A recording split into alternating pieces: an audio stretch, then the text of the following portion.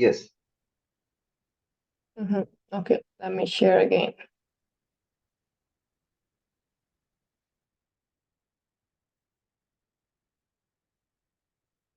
So hi everyone. Let me introduce myself first. My name is Arfa Ghias. I am from Pakistan. Currently, I'm in Spain. I'm doing my Erasmus Mundus degree in plant health. My first year is in Spain and its second year is in Italy. About my background, I have done my bachelor's in plant sciences from Ghias University, and I have completed a one-year research project in the lab of molecular biology and genetics from Ghias University. Not to flaunt, but yes, my CGPA is 4 and I am silver medalist of my batch. I have also done internship in NIGAP. It was also relevant to gene transformation and genetic engineering, something like about genetics and molecular. Apart from that, I also have work experience with Teach for Pakistan. That is an NGO which leads toward leadership development programs, and it is a 2-year fellowship. Then, other than that, I have IELTS with 7.5 bands. I have also done some online courses, and I applied to 3 different Erasmus programs: plant breeding, plant health, and DFM, and I got selected in 2 of them. Apart from that, I have also nominated for Commonwealth Shared Scholarship.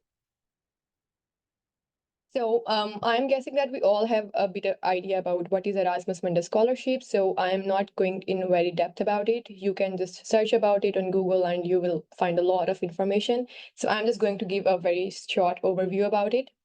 That Erasmus Mundus is one of the very most prestigious scholarship of Europe. And in my opinion, I feel like it is literally the best among all because it has many perks, like it has multiple mobility tracks. You can complete your degree from at least 2 different countries. And in some programs, you can complete in 4 different countries, like each semester in a different country. And then it is like completely funded. You receive stipend of about 1,400 euros per month from the European Union. And about the programs, they offer a variety and number of programs, and each year they vary. Like this year I checked, it is like up to 189 or something. Some year it is like 193 or 195. So yeah, the number of programs vary, and as well as the deadlines. Deadlines are usually like they start from September to October, and they end up till March and February mostly. So yeah, you have to check your program, your deadline, in order to make sure that what is the exact deadline relevant to your program. Then documents. So I will give a very short, basic. Why is it? Can you see my screen or the slides are closed? No, no, we can see. Okay. So the documents are very basic, and I think they are like very general throughout every program. And these are like very basic documents. But we will go more into depth that how you have to search about relevant and specific documents to your programs. Here is the list of very basic documents required for Erasmus Mundus, and they are like general and common among all. Like you need your ID, that is your passport. In some programs, they do accept your identity document like your ID card, your CNIC, but I would recommend you to getting your passport as soon as possible because in some programs, it is mandatory to upload your passport at the stage of application. Okay. The second thing is the educational documents. Again, that's very important because you need to have your bachelor's degree, your bachelor transcript, your DMC, and it must be attested by HEC, and your matric certificate and FSC certificate as well, because in some programs, they do ask you to upload it as well. Other than that, you need your CV. CV, you can like 90% of the times in Erasmus, they recommend and go for the Europass format. And in some programs, it is up to you that in which whatever format you want to upload. But I would highly recommend you to go for Europass because it is very easy to edit and overall make the CV in the Europass. And also it is like highly accepted by all other Erasmus programs. And then the other very, very important thing is the motivation questions. As I am from plant sciences background, so in my case, it was like the motivation questions and not the SOP. But in many other programs, they require SOP, which is the statement of the purpose. But in my 3 programs, like they ask for different questions. We call them motivation questions. And then recommendation letters, which are recommended by your professors or some area where you work from your interns. So these are called recommendation letters, and they are also very important. We will see into the depth of it that how you can write it. And in the end, you need an IELTS or English proficiency. I would suggest you to have your IELTS because that really makes you stand out among many other candidates. But if you do not have IELTS, it's not mandatory in all programs, right? In some of the programs, it's highly mandatory, but in plant health, like in my case, it was not mandatory. But in other programs like DFM or some other maths program, it is, I think, mandatory. So if it's not mandatory in your program and you are running short of time, you can go with the English proficiency certificate. And one more document that I missed to mention here is the residence certificate. It's basically a document that proves that you are residing in Pakistan and you have not traveled to any country abroad. So you can get it easily by any union council or any local municipality in your area, where you can go and you can tell them to write it on your behalf, like 3 to 4 lines that this person is living in this area from this time period and he or she has never been to any European country before. And that's it. That is your residence certificate. So you can either get the residence certificate from your local union council, or you can go for the work employee where you are working. You can get it from your HR. You can email them that you need this document for applying for the scholarship, and they can like draft it for you. Okay. And in some programs, they want both of them, like from your work employee as well as from your union council. But in some programs, any of them really works. And then now the question like basic steps on how to start. So it's very basic. I am like getting a general idea that maybe most of you know about it, but I am going to show you through my screen that you can search for Erasmus Mundus catalog in the Google. Here I'm going to show you. Okay, is it visible? Yes, Can it is. anyone tell me? Okay, so this is the Erasmus Mundus catalog. You open it and you came here. And there you can see 189 different programs are available.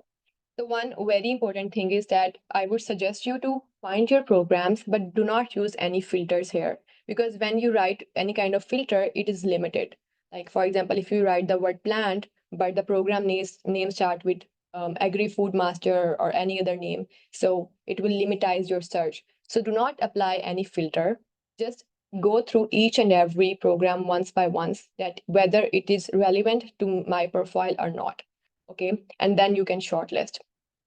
Once you are done with shortlisting the program, then you need to check the status of their funding. And how you can check it, let me show. So, for example, this is the Erasmus Mundus Plant Health Program. So when you click on this link, it will give you the detail about the program overall, like it's ongoing, what is the start date, what is the end date, how much is the EU grant, and about overall introduction to the program and the other consortium universities. So you can check the funding by this dates. Like it is saying the end date is 2029, which means that by 2029 till 2029 they have funding, right? So I would highly recommend you to check the funding status. Otherwise, I think it's not worth it because I would suggest you to go for the fully funded options. Okay, so once you are done with checking your programs, you shortlisted them. For example, you find 3 or 4 programs that are highly relevant, and then you check the status of their funding. If you see that I have selected 4 programs, but out of those 4 programs, 2 of them are not funded fully, like their funding is about to end. So you can just omit them and you can just go with the first 2, which are like fully funded. Okay. And one very important thing that before like 2 years back, Erasmus only allows you to apply to 3 programs.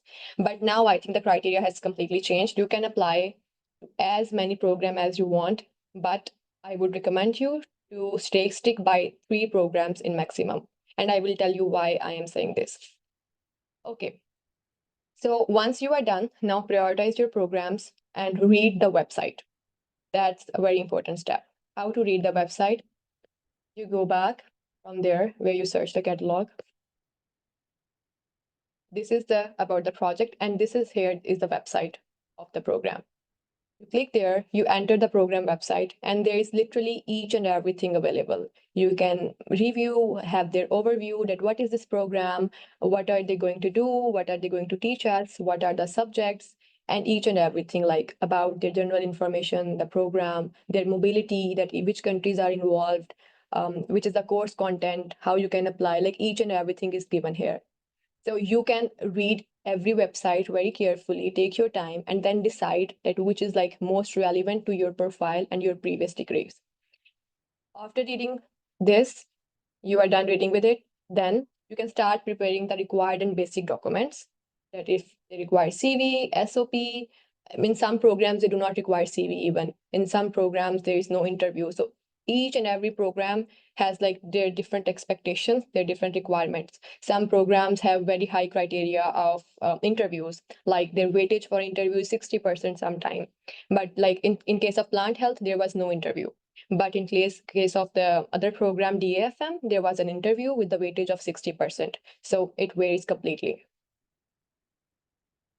Then in the last, you need to just start writing your drafts for the motivational questions and your CV. Of course, you start preparing your documents once you are done. So these are the basic steps on how you are going to start it. Then talking particularly about agriculture and the programs in which I applied. So they were like plant breeding, plant health, and DAFM. It stands for Danube Agri Food Masters. I got selected in these two programs, and I was on the reserve list for this program, plant breeding.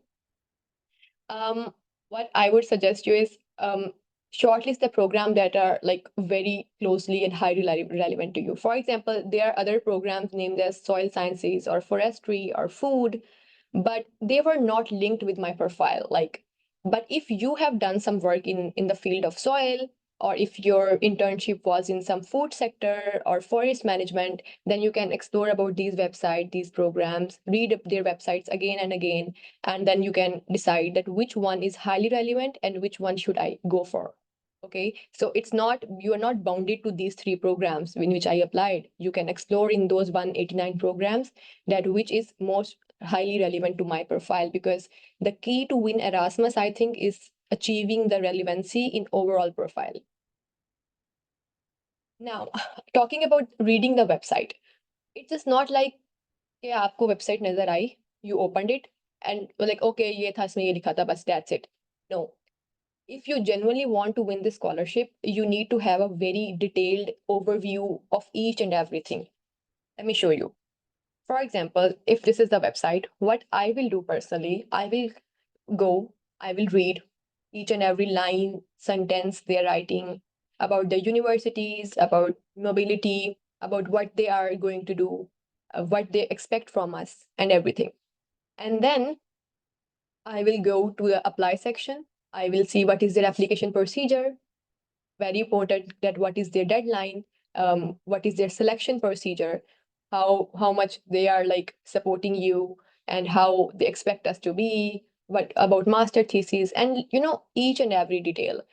I call it like paying attention to the minor details, because that makes you really different when you are so indulged and so invested in the website that you have idea about each and everything about their programs. And then one very important thing is like the deadline, of course, but the selection procedure.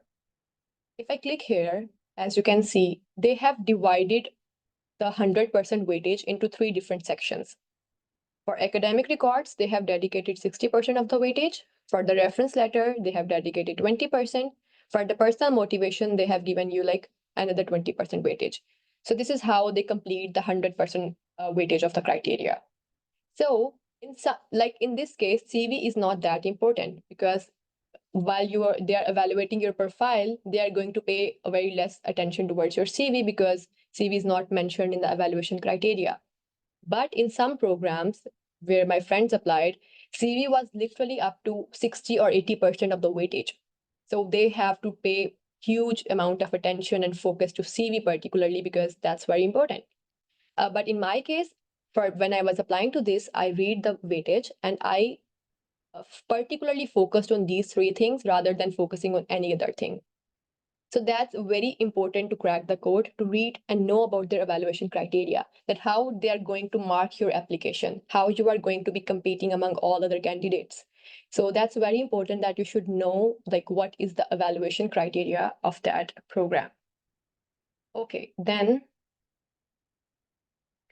you read the overview of the program, pay attention to the minor details, then the requirements, that what they are looking for, what should be the potential, how should the potential candidate look like, उनको उस इंसान से क्या expectations हैं कि जो उनके programme में आए, how you should be different from others, right? And then the weightage division. As I said that, each section, each program has different kind of section. Some pay a lot of attention to the motivation questions only. Some have interviews that have weightage of 60% or 80%. Some pay attention to the CV. So it varies from program to program. So you really need to have a very deep study and analysis about the program website. And you should know literally each and every line. You should revise it so many times कि एक point आए जब आपको उनकी website की हर चीज़ हर बात बताओ. You know that you should know, you should have mastered every detail about their programs. And you should present yourself like I am the one you need, right? उनको देख के लगे कि आपकी application देख के लगे कि इस बच्चे को तो रखना है. He has all the things that we are looking for. Then again, you check the documents that are required. Let me show you how to check the documents. It will be different for every program. The website is different for every program, but I'm giving you a general idea that here you can check the application procedure and there are all details given. Guidelines, the admission requirements, documents required. These are the documents required, right? CV, certificate, transcript of record, like each and every detail is given. Proof of residence is required, recommendation letter, like every document, every detail is given here. And these documents will be different in different programs. Then, of course, you should know the deadline of the program. That's very important. There is no point that if you miss the deadline and you are working hard all the time. So must note and highlight the deadline. Okay. Now I will focus on three important things. That is the motivation question, the CV, and the letter of recommendations. I think all other things you can explore or learn more about watching YouTube videos or joining some groups. And there are like multiple and thousands of tips given there, but I will try to focus on the things that I personally did and I win the scholarship because of that. And I will try to make it very specific because these are not like general things you can find on YouTube. These are my experience, what I learned, and they can vary from person to person. So yeah. So what I used to do is like I have motivation questions. So I try to read and understand the question very clearly. Like I read it multiple times. If I have a question, I break it into components. I go to my Word, I break the question into components, and I start focusing on what they are asking in this particular question. So then I draft an overview like, okay, if they're asking that why I am choosing this degree, so what points I can add. So I just made the bullet points, I draft an overview of it, and then I just write a draft of it, and then I keep updating the draft. Believe me that for my motivation questions, I write like 8 to 9 different drafts. I just keep on updating them कि ये चीज़ missing है, इसमें ये चीज़ add हो सकती है. I was my own judge that no, this is looking boring, this is not very specific, this is very general. Everybody has said this. मेरा कैसे सबसे अलग दिखेगा? So keep updating your draft, and then review it again and again by yourself. And once you are done, okay, these 4 questions are finalized. This is my final draft. Then go to other person who is like more experienced in this field, any senior or any of your friend you think that is capable of doing that. You can get feedback from them. And believe me, feedback really helps. Of course, you can use ChatGPT or other softwares to resolve the errors of grammar or spellings, but what other seniors and experienced person can give you the perspective, the chat GPT cannot. So I would highly recommend you to get feedback on your motivation questions and on your CVs. Then must follow the word limit. So sometimes in like different questions, they say you can write up to 450 words, but sometimes they say only 250. So you should be very careful about the word limit, that how maximum the limit is and how much words you can add in a question. Okay. Sometimes it's like कि मैंने तो plant health इसलिए join करना था, कोई 5-6 reason आपके mind में आ जाती हैं. सो you should be very precise and very specific कि कौन सी 3 रीजन हैं जो कि हाईली रेलिवेंट है और जो कि ज़्यादा अच्छा इम्पैक्ट क्रिएट कर सकती हैं, right? So you should really focus on that and just precise it, just shorten them. And please do not mention like examples which are like very general. I want to join plant health because I love this degree. I am very dedicated and passionate about plants. Go for specific examples from your experience. For example, you can write that I worked in this lab and this is what I worked on. I really loved about it. And now I want to explore more about this. Or any other experience from your internships, from your lab work or anything. Just try to be very specific on like why you want to join it, right? And just answer the question asked. For example, I receive many people documents for feedback कि हमें इसका feedback दें और उसमें पहली चीज ही मैं ये देखती हूँ कि the question is not answered. मतलब बहुत अच्छा भारी वोकेबलरी के साथ एक पैराग्राफ तो होता है बट वो क्वेश्चन को आंसर नहीं कर रहा होता। Like if they are asking why you are choosing this degree you should answer only why. आप उसमें बाकी बातें ऐड मत करें कि मैं इस काम में भी अच्छा हूँ, मैं इस काम में भी अच्छा हूँ और बस मुझे रख लें। So it just breaks the purpose of it.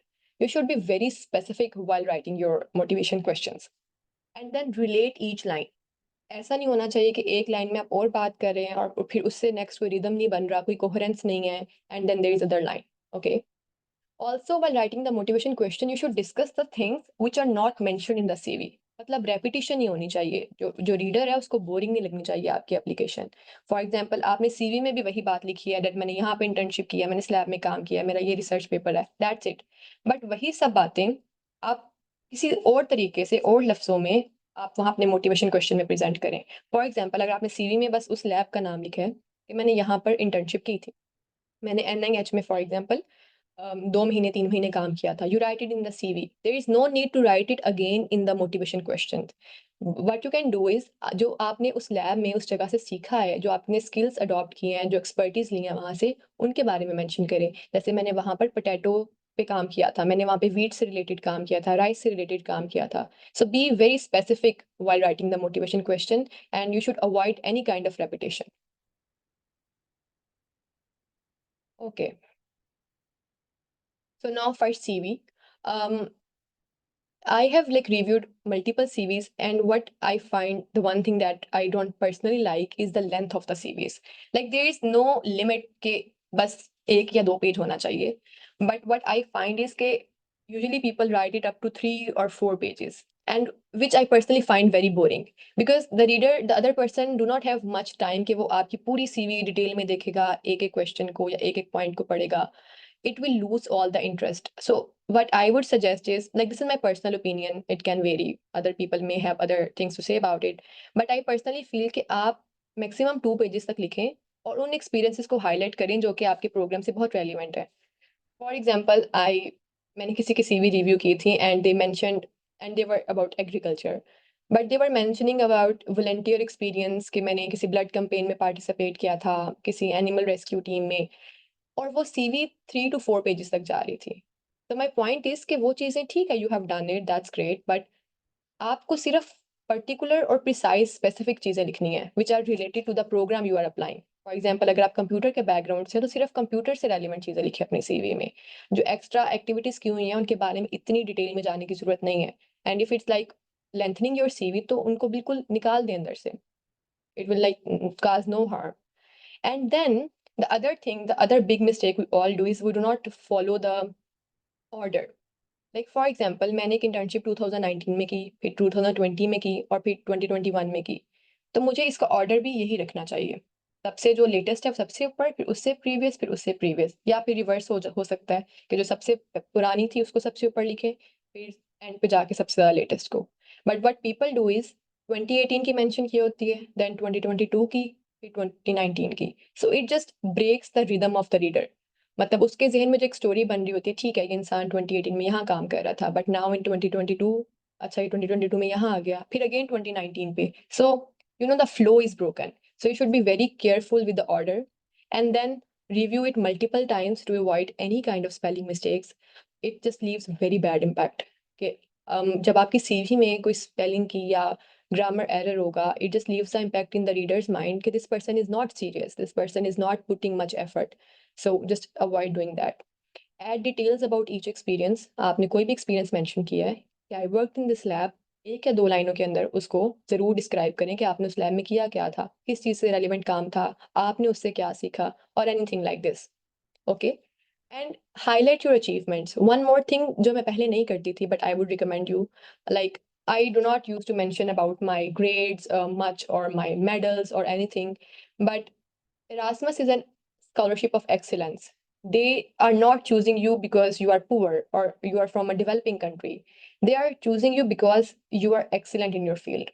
So they are looking for high achievers. They are looking for the people who can contribute to their field. So you should highlight your achievement, right? You can write that I won this medal, this is my CGPA, I have this achievement in this field, and things like this. Okay.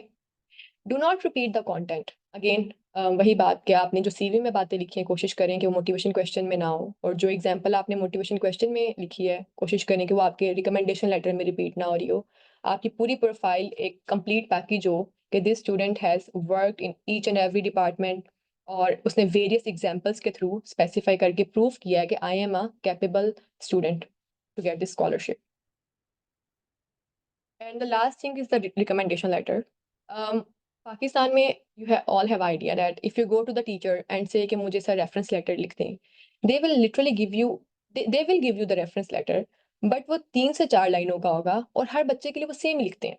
Like she is a student plant sciences department से इतनी duration के लिए यहाँ पर इसने काम किया है एजुकेशन थी इसकी और इसने ये लैब में काम किया है she is very hard working very cooperative that's it. So you are not going to be different from any of them. Like सब students के बारे में एक ही बात लिखी होगी. So what you can do is you can write your recommendation letter on your own and then you can get it signed. So highlight your achievements. For example, if I am applying to plant health, so I know that it is more about plant protection, plant pathology. So I will think about what I have done good in these subjects during my degree. So I will mention those examples, right? And very specific example. Or I hope you have idea about the CAR method. I have mentioned it here, the CAR method. So the CAR method means C stands for context. So you first gave the context, A stands for action, and R stands for result. So you first gave the context कि for example, let's say कि मेरी community में around the university, farmers को issue हो रहे थे by using the chemical fertilizers और community का environment effect हो रहा था. So you notice this issue. You just mention the exact date, exact number that, for example, in 2019, I noticed this issue in my community, right? And then A stands for action. So अब आपने वो issue note किया और उसके बाद आपने action क्या लिए. For example, I went to my teachers, I went to my class fellows, and I joined forces with some councils in the universities and some groups, and we run campaigns about it. That use of fertilizer, chemical pesticide is very harmful, right? And then you mention the results. कि वो campaign run करने से आपको एक अच्छे result मिले और 10 में से फॉर एग्जांपल 3 या 4 फार्मर्स ने बायो कंट्रोल मेथड को अडॉप्ट करना शुरू कर दिया instead of chemicals. So just in these 3 lines, you mentioned a whole story, but at the same time, आपकी बहुत सी abilities का पता लग रहा है. Like इस example के through पता लग रहा है that you are very passionate about plant sciences, you are very passionate about and careful about the environment, you have knowledge about pests and fertilizers and stuff, and you have the power of working in a team. You collected the team, you went to the professor, you talked to your class fellows. Like only this example is literally showing 3 to 4 attribute of yours, right? So always go for the quantitative data. हमेशा date mention करें कि 2019 में मैंने ये किया था, 2020 में मैंने ये किया था, और फार्मर्स के साथ आप सिर्फ ये भी लिख सकते थे मैंने फार्मर्स के साथ काम किया है. बट जब आप मेंशन करेंगे मैंने 3 से 4 फार्मर्स के साथ काम किया, it makes it very specific. तो कभी भी आपका डेटा क्वालिटेटिव नहीं होना चाहिए. It should always be very precise, very specific, and quantitative. And for recommendation letter, I would recommend you to go for 1 page. Like 3 paragraphs on 1 page are more than enough, but they should be very, very specific. And the last thing for recommendation letter I would suggest you is go to the person that is more relevant to the program. For example, if you are applying to plant breeding, so it is more related to genetics, right? So you can go to the professor who have taught you genetic or molecular related subjects, right? So जब उनका sign हुआ हुआ recommendation letter जाएगा सो it will leave an impact कि genetics का professor आपको recommend कर रहा है उस यूनिवर्सिटी में स्कॉलरशिप के लिए, राइट? बट अगर मैं प्लांट हेल्थ में अप्लाई कर रही हूँ तो you should have the approach कि इट्स मोर अबाउट एंटोमोलॉजी या प्लांट इंट्रैक्शन और पेस्ट और पैथोलॉजी से रिलेटेड है ज़्यादा. So you should go to the professor जिन्होंने आपको plant pathology से relevant ज़्यादा पढ़ाया हुआ है. So you should choose the most relevant person to the program and then get your letter of recommendation signed. And overall, I will give you some suggestions which I did. And whenever people ask me कि अरफा आपने ऐसा क्या किया था that you win these scholarships और आपको ये वाली scholarship भी मिला और वो भी. So apart from like saying कि I worked hard, of course, but I think I did some things which not everybody do. So I would recommend you that. I made an Excel sheet to keep the track of the data. I can show you here. You guys can make on your own for your use, like a sheet, an Excel sheet like this. I hope it's like clearly visible. So you can mention like the months here. For example, if you have some deadlines, have scholarship in the month of October and November, you can make a sheet here. Then these were my scholarship for December and January. I have to apply here. Like for every month, I made the sheet. I put their links there, their deadlines, and the basic requirements, or some other things that I wanna do. Like for example, I can show the Erasmus one, this one. So this is how I shortlisted 3 programs of Erasmus. I also shortlisted this program, but because they were not giving the complete funding, so I just removed it. Okay. And then I worked on rest of 3. I write the selection criteria, whether the IELTS is required or not. So now each and everything about each program on an Excel sheet, and you just keep track of it, keep it updated all the time, and keep working on it. An Excel sheet really, really helps. Other than that, I would suggest if you are going for IELTS, you should go for IELTS. And if you're going for IELTS, what you can do is you can make a IELTS partner. You can just have a friend who is also doing IELTS and you can do together, because then you both will be like accountable. आप उसको पूछोगे कि आपने पढ़ लिया है, आपने इस पे स्पीकिंग मॉड्यूल कर लिया है, अब मिलके हम राइटिंग का टेस्ट कर लेते हैं. So you know, it's like kind of motivation. And believe me, in my journey, one of my like bestest friends, Sadia, she really helped me in keeping the sheet well, in motivating me कि ये वाला scholarship है, इसको भी sheet में add कर लेते हैं. So you know, like this you get motivated और आपका एक track रहता है about each and everything. Then I would recommend you to join Erasmus related group on social media. जैसे अभी ये हमजा ने community बनाई हुई है, you can join it of course. But apart from that, there are many like Facebook groups or on other social media apps. You can join them. जब मैंने apply किया था, मैंने किसी में भी join नहीं किया हुआ था because I have no idea and I was not a fan of Facebook. So I have no idea, but I think that it is really helpful. So you can join that. Again अपनी letter of recommendation, बाकी तो जाहिर चीज़ें हैं, motivation है, CV है, वो आपने खुद लिखना है, बट लेटर ऑफ रिकमेंडेशन को भी अपने प्रोफेसर से मत छोड़ें और उसको खुद लिखें. And in the and I would say get your documents reviewed. खुद भी उसको रिव्यू करें, फाइनलाइज करें, ग्रामर मिस्टेक्स कोई भी एरर है निकालें. And it's very very best कि अगर आप उसको किसी सीनियर से रिव्यू करवाते हैं. I have repeated these things multiple times, but I will reinforce again that do not write general sentences, please. Okay, I am a very good student, I am very passionate, and this and that. Be very specific. Do not copy paste. ChatGPT, believe me, I'm not a very expert, but whenever I receive people's document for feedback, I can tell in the moment that this is written by ChatGPT, because ChatGPT का लिखा हुआ, it is easily detectable. तो अगर मैं इसको detect कर पा रही हूँ, नॉट बीइंग वेरी एक्सपीरियंस, तो इमेजिन उनके पास जो इतनी हज़ारों एप्लीकेशंस जाती हैं, वो देख के बता सकते हैं it is written by ChatGPT. So there is no point of using ChatGPT. It just, वो जो आपकी एक यूनिकनेस होती है ना, और एक राइटिंग के अंदर आपका एक एसेंस होता है, it is just all lost in the chat GPT. You can use softwares to remove the errors, but I would not say to like copy paste the whole this question answer from ChatGPT to your application. Never do that. And also, one very important, like I get it a lot. Arfa, can you please share your, sorry, share your letter of recommendation or your motivation question? And I am always like, no. And it's not because I don't want to share it, it's because it limits the other person thought. Because जब आप किसी का recommendation letter या motivation letter पढ़ लेते हैं, फिर जो आप बात कहना चाह रहे होते हैं ना, वो नहीं कह पाते, बिकॉज आपकी थॉट्स बहुत लिमिटेड हो जाती हैं. आप उसी बस फ्रेम के अंदर सोचते हो जो अगले बंदे ने लिखा होता है, तो जो आपका थॉट प्रोसेस है ना, वो लॉस हो जाता है. So I would never recommend you to read anybody's motivation letter. And then do not procrastinate. Always be on time, be an early bird. Again do not apply to multiple programmes, मतलब आपने 10 programme में apply किया हुआ है और deadlines आ गई हैं, आप हर प्रोग्राम में बस for the sake of applying आप अप्लाई कर रहे हो कि इसमें भी कर देता हूँ, इसमें भी कर देता हूँ, किसी में तो हो जाएगा ना।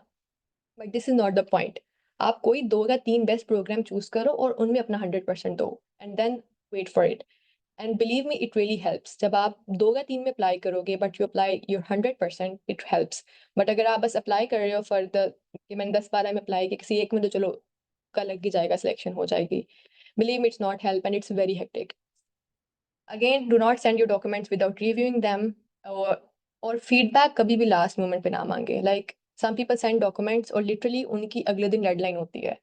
I cannot do that, or not any other person, because we have our own expectations, our own deadlines. So you should be very careful while asking for the feedback. कम से कम 3-4 दिन का गैप या 1 वीक का gap जरूर रखें before the deadline. How can you stand out among all? अब इतने लोगों ने अप्लाई किया है, 3-4 हज़ार लोग हैं, आप कैसे सेलेक्ट होंगे उसमें? और may be more than that, sometimes competition is very tough and Erasmus is a very competitive scholarship. So these are the few things which I did, and I hope that if you follow, you all achieve your goal. That be an early bird, be on time. मतलब आपको पता हो कि ये deadline है, इससे इतने दिन पहले मैंने सबमिट करवा देना है। So when you are an early bird, तो लास्ट मोमेंट पे आपको हसल नहीं होता। Then focus on the minor details. Programme से रिलेटेड उनकी वेबसाइट से छोटी छोटी डिटेल्स पे फोकस करें, हर डॉक्यूमेंट के ऊपर अलग से मेहनत करें, फिर उसको जाके सबमिट करवाएं। So focusing on the minor details is like very very valuable. Building relevancy, one very important word जो अब तक शायद मैंने 10-15 दफ़ा यूज़ कर दिया, वो है रेलिवेंसी। एरास्मस की आई थिंक अगर एक वर्ड में बताना हो ना how to win Erasmus, it's just like building the relevancy in your profile. मतलब आपका सारा काम रेलिवेंट लगना चाहिए कि मैंने पहले फॉर एग्जांपल प्लांट साइंसेस में जेनेटिक्स पे ये काम किया, फिर मैंने इंटर्नशिप भी उससे रेलिवेंट की, फिर मैंने उससे रिलेटेड ये काम भी किया, और फिर वो सारी चीज़ें आपके जो प्रोग्राम है जहाँ अप्लाई कर रहे हो उससे भी रेलिवेंट हो। So the relevancy really helps. Okay, then highly specific again when you're writing your any experience in the recommendation letter, in motivation questions, be very specific with examples. Do not write general examples. IELTS is not mandatory again, but I would highly suggest you to give IELTS because it does create a difference. Okay, मतलब आप imagine करें 3,000 में से अगर 1,000 ने IELTS दिया हुआ है तो they are already a bit different from others, right? Even if it's not mandatory, it creates a difference in your profile. Otherwise, in plant health, I think your English language certificates work, but still, for example, in the DFM program, this letter does not work. You have to have the IELTS, and it has like up to 30% weightage in the evaluation criteria. Then review each document thousand and infinity times. Review, and again review to make sure it's all correct. And do not copy paste anyone's data. And also, if you're applying to 3 different programs, do not copy paste the same motivation question, because अगर वो programme बहुत relevant नहीं है, for example आप कहते हैं कि मैंने 3 एग्रीकल्चर के प्रोग्राम में अप्लाई किया है, तो मैं सेम क्वेश्चंस को कॉपी पेस्ट कर देता हूँ। नो, उस प्रोग्राम में कोई ना कोई स्पेसिफिक बात अलग होगी। जैसे DFM जो प्रोग्राम है, it's also about food masters, तो वो फूड से रेलिवेंट भी कोई ना कोई स्पेसिफिक बात होगी उसके अंदर। प्लांट हेल्थ और प्लांट ब्रीडिंग का भी आपस में बहुत ज़्यादा फ़र्क है, because the main objective is very different. So you can not copy paste same question, same CV in every programme. So when students ask कि हम एक ही CV को हर जगह भेज दें, सो आई वुड ऑलवेज से कि थोड़ा सा उसको एडिट करके, थोड़े से चेंजेस करके, प्रोग्राम से स्पेसिफिक बना के फिर उसको फॉरवर्ड करो। Not send the same document over and over again. And in the end, if you want to contact me for feedback, reviews, this is my Instagram ID. You can reach out to me there and I can give you feedback over your motivation questions, your letter of recommendations, and your CVs. Thank you. I think that's it from my side. Now I want to listen from you guys if you have any questions. Okay, so there are many other hands raised already. Yeah, thanks a lot, Arfa, for sharing your knowledge with us today. Yes, relevancy is the key to get any scholarship, Yeah. and same for the Erasmus Mundus. So your guidance have been incredible, valuable, and I'm sure it will help many students that are here in the meeting. And with that, I think so we can jump to the question and session. Yeah, sure. Yeah. I think there are So many hands. please, yeah, so please raise your hand, and I'm going to unmute you one by one. Okay, so first we have is Kumar, Babu Kumar. It's an Indian name. Please unmute yourself.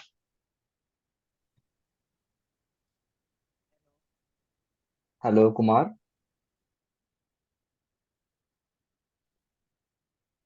I don't know. He can unmute. Kumar, are you able to unmute? Otherwise, next, please, there is someone with name Oppo A1K. Please, guys, at least rename with your name.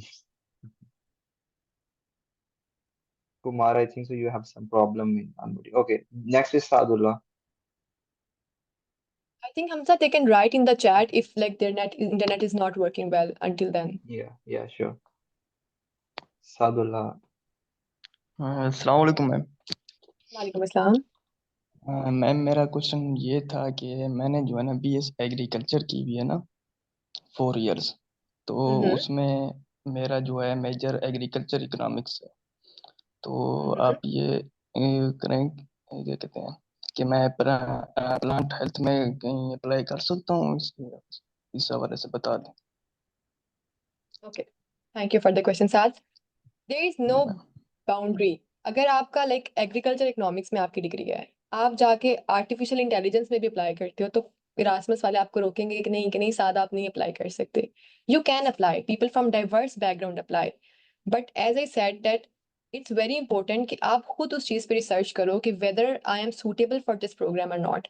For example, I am sure agriculture economics is more relevant to like business and subject about economics and I think entrepreneurship and something like this in agriculture. So you should need to go to the plant health website, read about their description and then decide on your own. मैं इसका कोई एक specific answer yes or no नहीं दे सकती. You need to go read the website और उनकी website को पढ़ के समझें कि क्या जो चीज़ें ये पढ़ा रहे हैं या जिस तरह का ये इंसान ढूंढ रहे हैं, मेरी प्रोफाइल उस पर फिट बैठती है या नहीं बैठती। देन डिसाइड कि मैंने इस प्रोग्राम में अप्लाई करना है या नहीं करना। अप्लाई तो आप डेफिनेटली कर सकते हैं, बट अगर आपको वो स्कॉलरशिप विन करना है तो उसके लिए बहुत ज़रूरी है कि आप रेलिवेंसी ज़रूर देखें। अगर आपको प्लांट हेल्थ की बजाय कोई और ऐसा मिल जाता है सब्जेक्ट जो कि बहुत ज़्यादा रेलिवेंट है, इकोनॉमिक्स से भी और एग्रीकल्चर भी है उसके अंदर, you can apply. But I think plant health में भी एंड डीएफएम में भी agriculture economics is a bit overlapping, is like you can apply, but again I would suggest you to go to their website, read and then decide.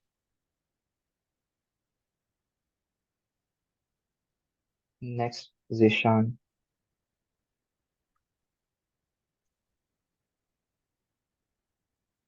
Zishan. अस्सलाम वालेकुम Arfa. Thank you so much. आपका webinar मैंने just अभी देखा, काफ़ी अच्छा था। मेरा क्वेश्चन रिलेटेड है कि मैंने बैचलर्स किया हुआ है एग्रीकल्चर में, Yes. और उसमें मेरा जो मेजर था वो हॉर्टिकल्चर था। तो मैंने जो अपने इंटर्नशिप वगैरह की उसमें मैंने बेसिकली ट्राइकोडर्मा एयरजियानम, जो कि एक बायोलॉजिकल कंट्रोल एजेंट होता है जो हम यूज़ करते हैं ना।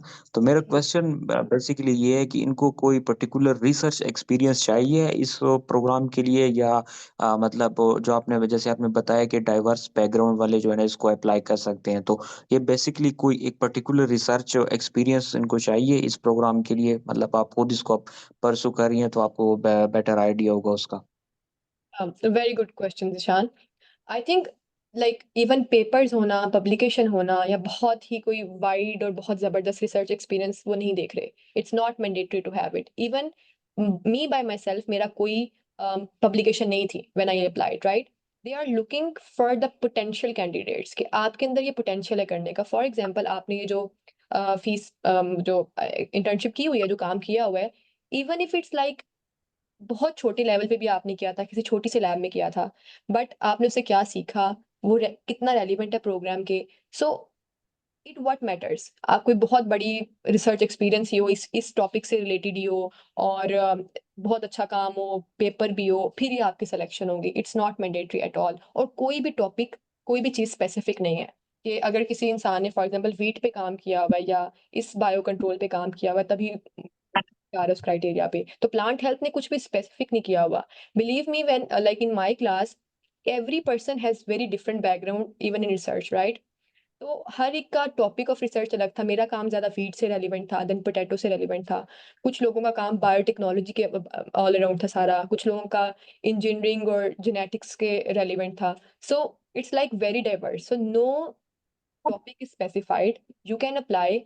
बट द पॉइंट इज कि जो आपका एक्सपीरियंस है उसको आपने जब मेंशन करना है अपने मोटिवेशन क्वेश्चन में या सीवी में, उसको आपने उस प्रोग्राम के रेलिवेंट करके प्रेजेंट करना है। कि मैंने फॉर एग्जांपल ये बायो कंट्रोल पे काम किया था और प्लांट हेल्थ से इस तरह रिलेट कर रहा है, right? Are you getting my point? आपने बस उसको ये नहीं लिख देना कि मैंने ये काम किया था। No, you have to tell कि मैंने ये काम किया था और मेरा ये एक्सपीरियंस जो है ये रेलिवेंट है मेरे इस प्रोग्राम से जिसमें मैं अप्लाई करना चाह रहा हूँ, तो मेरी प्लांट हेल्थ में अप्लाई करने की एक ये भी रीजन है, right? So this is how you mention about it. Thank you so much, मैं समझ गया। मेरा एक और क्वेश्चन इसी को रिलेटेड फिर मैं वाइंड अप करना चाहूंगा। जो इन्होंने बेसिकली क्वेश्चंस पूछे हैं, 4 क्वेश्चन पूछे हैं, मेरे ख्याल में उसकी जो वर्ड लिमिट वो भी कोई अराउंड 150 या 160 है ना। तो उसमें बेसिकली हमारा जो बीएस का एक्सपीरियंस रह चुका है, जो मेरा फॉर एग्जांपल हॉर्टिकल्चर है या जो मैंने इंटर्नशिप की है, तो उसी को रिलेट करके ही हम आगे जाएं, जो हमारा पूरा ओवरऑल एक्सपीरियंस रहा है, जिसमें वॉलंटियर भी हो गया या और भी जो हमने सेमिनार इवेंट्स अटेंड किए उनको भी मेंशन करना चाहिए, या हमें रिलेवेंट स्पेसिफिक रहना चाहिए? रेलिवेंट देखें, अगर आपने कोई ऐसा सेमिनार अटेंड किया जो एग्जैक्टली प्लांट हेल्थ से रेलिवेंट है, so you should mention it, right? But अब कोई सेमिनार था जो कि अबाउट किसी और चीज से, किसी और सब्जेक्ट से, आर्टिफिशियल इंटेलिजेंस से फॉर एग्जांपल रेलिवेंट था, so there is no point of mentioning it, right? You should be very very specific. और वो किसी भी कैटेगरी में हो सकता है, वो इंटर्नशिप में हो सकता है, वो सेमिनार्स में हो सकता है, वो किसी सेशन में हो सकता है, आपने कहीं वॉलंटियर काम किया है, वो कोई भी कैटेगरी हो सकती है, but it should be very specific. और चूंकि आपके पास मेरी दफा आई थिंक 250 वर्ड्स अलाउड थे, इस साल मेरे ख्याल से चेंज हुआ है, इट्स 150 वर्ड्स, ओके?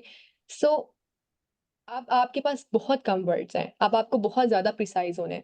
तो आप जब ओवरव्यू ड्राफ्ट करो तो 10 पॉइंट लिखो और उसमें से सोचो कि ये 3 सबसे ज्यादा रेलिवेंट है और सबसे ज्यादा स्ट्रॉन्ग है, राइट? कि मैंने एक जगह पे इतना एक्सीलेंट काम किया था कि मुझे सर्टिफिकेट मिला उस चीज का, तो अब आपको वो चीज मेंशन करनी चाहिए, रादर देन कि आप एक बेसिक इंटर्नशिप या एक बेसिक वॉलंटियर वर्क के बारे में मेंशन करो। तो जो जिसमें सबसे ज्यादा रेलिवेंसी है और उसके बाद सबसे ज्यादा पोटेंशियल और एक्सीलेंस है, उसको फॉलो करो, उसको चूज करो। एंड आई नो समटाइम्स ये इतना मुश्किल हो जाता है कि आपके 4-5 काम इतने रेलिवेंट होते हैं और फिर उनमें से आपको किसी एक या दो को निकालना होता है। I always struggle with it, so it's very normal, but I would suggest कि रेलिवेंट और जो बहुत ज्यादा इम्पैक्टफुल है उनको मेंशन करें। Thank you Arfa, thank you so much. You welcome. Next we have Fatima Rana. अस्सलाम वालेकुम। वालेकुम अस्सलाम। Thank you Arfa for such a valuable session. मेरा फर्स्ट क्वेश्चन है सीवी से रिलेटेड। अब जो कोई भी प्रोग्राम होगा तो हमने सबसे पहला जो अपना अबाउट होता है सीवी का, तो उस प्रोग्राम के रेलिवेंट हमने फिर उसको चेंज करना है, जैसे हम अबाउट में लिखते हैं अपने बारे में।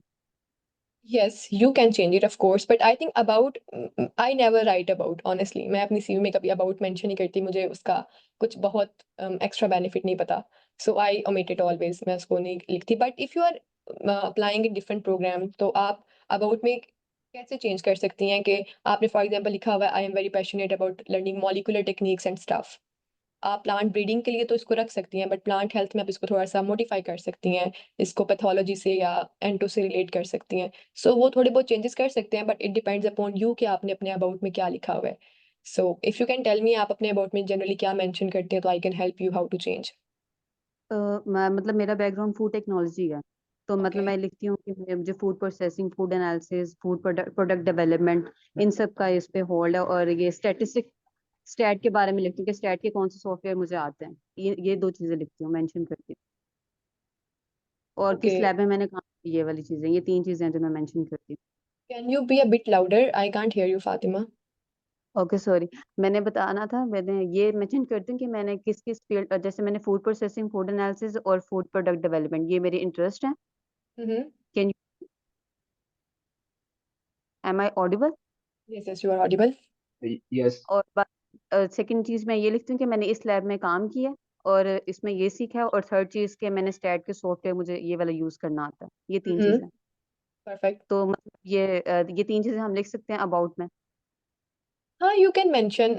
I would say about is not a very important part of the CV because ये सारी बातें आप अपने वर्क एक्सपीरियंस में भी लिख रहे होगे, तो अगर आप अबाउट में भी ये मेंशन कर दोगे तो it will be like a repetition, right? अगर आप अबाउट में इस चीज को डिफरेंट वे में लिख रहे हो और एज वर्क एक्सपीरियंस में डिफरेंट वे में लिख रहे हो, देन इट्स फाइन।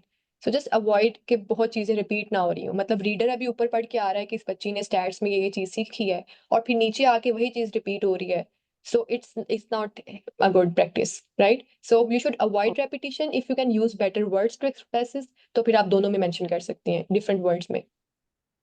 ओके। और एजुकेशन जो हमने लिखनी है अपनी अपना जो बीएस के बारे में, तो बीएस में जो इंटर्नशिप हमने रिपोर्ट होती है उसका बस हेडिंग लिखनी है या फिर उसको एक्सप्लेन भी करना है कि ये चीजें हमने लिखी हैं, क्योंकि इस आई चीज से वुड ज्यादा लेंथ है।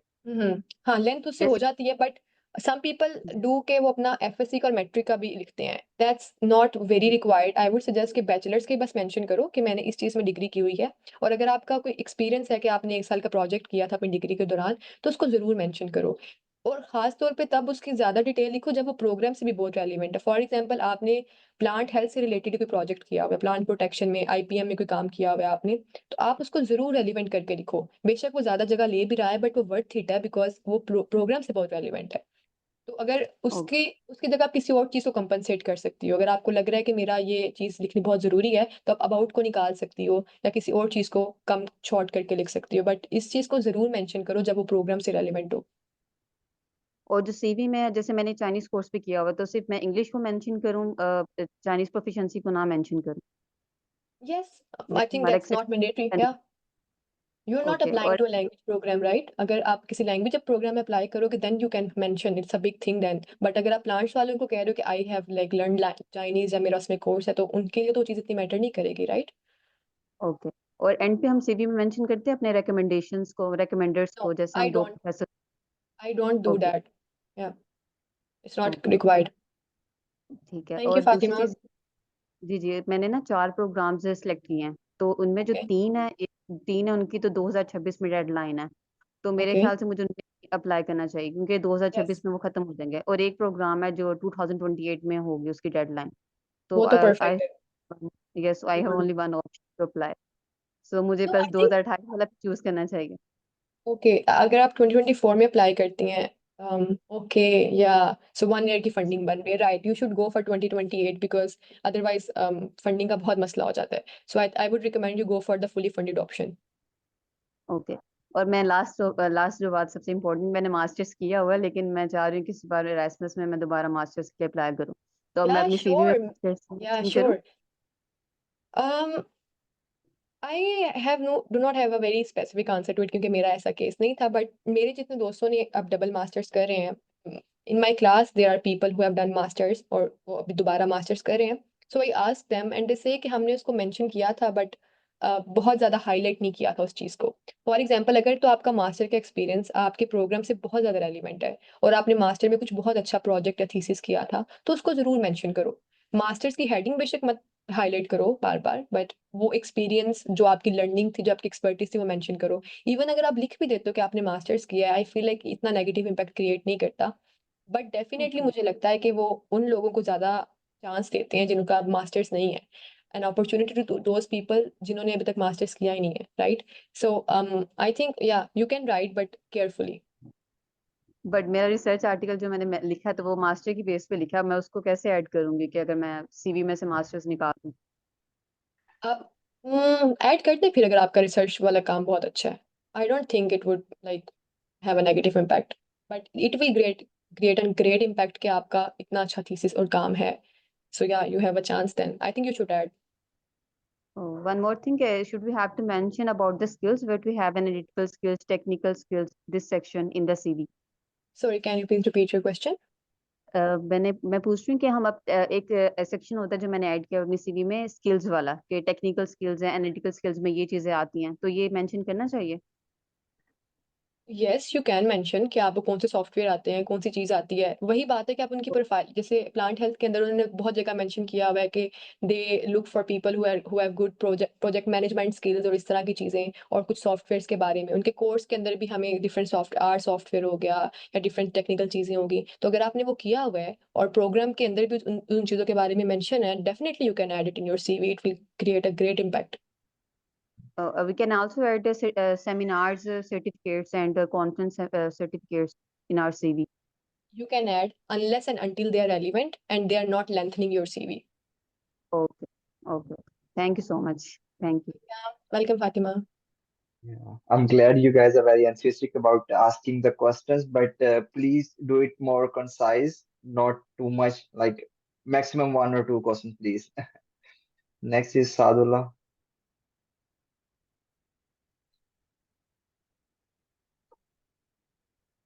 Sadullah, and then Noor. I think we have some questions in chat as well. Yeah. Until then, we can answer that. Wait a minute. Yeah, Noor is on mute. Can a fourth year BA student apply? Fourth year, of course, you can apply if it's your last semester and you have transcript of all other semesters. You can apply.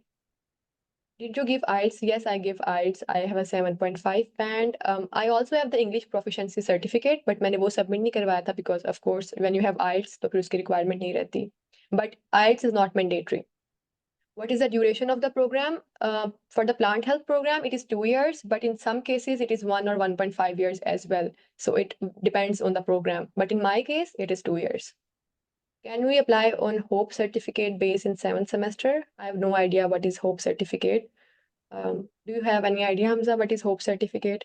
And can they apply Yeah, in actually, Hope certificate is basically for those students who are going to apply in the last semester, usually in the 7th semester or 8th semester, and they are like showing that their degree is going to be end in June. So this is the document they can easily get from their department or from their teachers, professors. so they can So it apply on also this base, works. right? Yeah, right, Okay. exactly, they can. So yes, Numal asked this question. Numal, you can apply. Somebody asked, what about CGPA requirements? जितना ज़्यादा उतना अच्छा. Uh, yeah, People ask like Arfa CGPA. ने बताया, she had a 4/4 CGPA. But honestly, people say कि कितना matter करता है. अभी असद का क्वेश्चन है, मैम CGPA कितना मैटर करता है. वही बात है, जितना मीठा होगा उतना ज़्यादा अच्छा है. बट ऐसा नहीं कि सीजी पे जो लोग कहते हैं मैटर नहीं करता. It does matter and Erasmus they really look for excellence as I said. तो उनको चाहिए. और सीजी पे बहुत चीजें आपकी शो कर रहा होता है, like your consistency, your dedication to your work and studies. So it really matters. But अगर आपका कम भी है, for example it's less than 3, but आपकी बाकी चीजें बहुत स्ट्रांग है, so you should work for that and you should apply.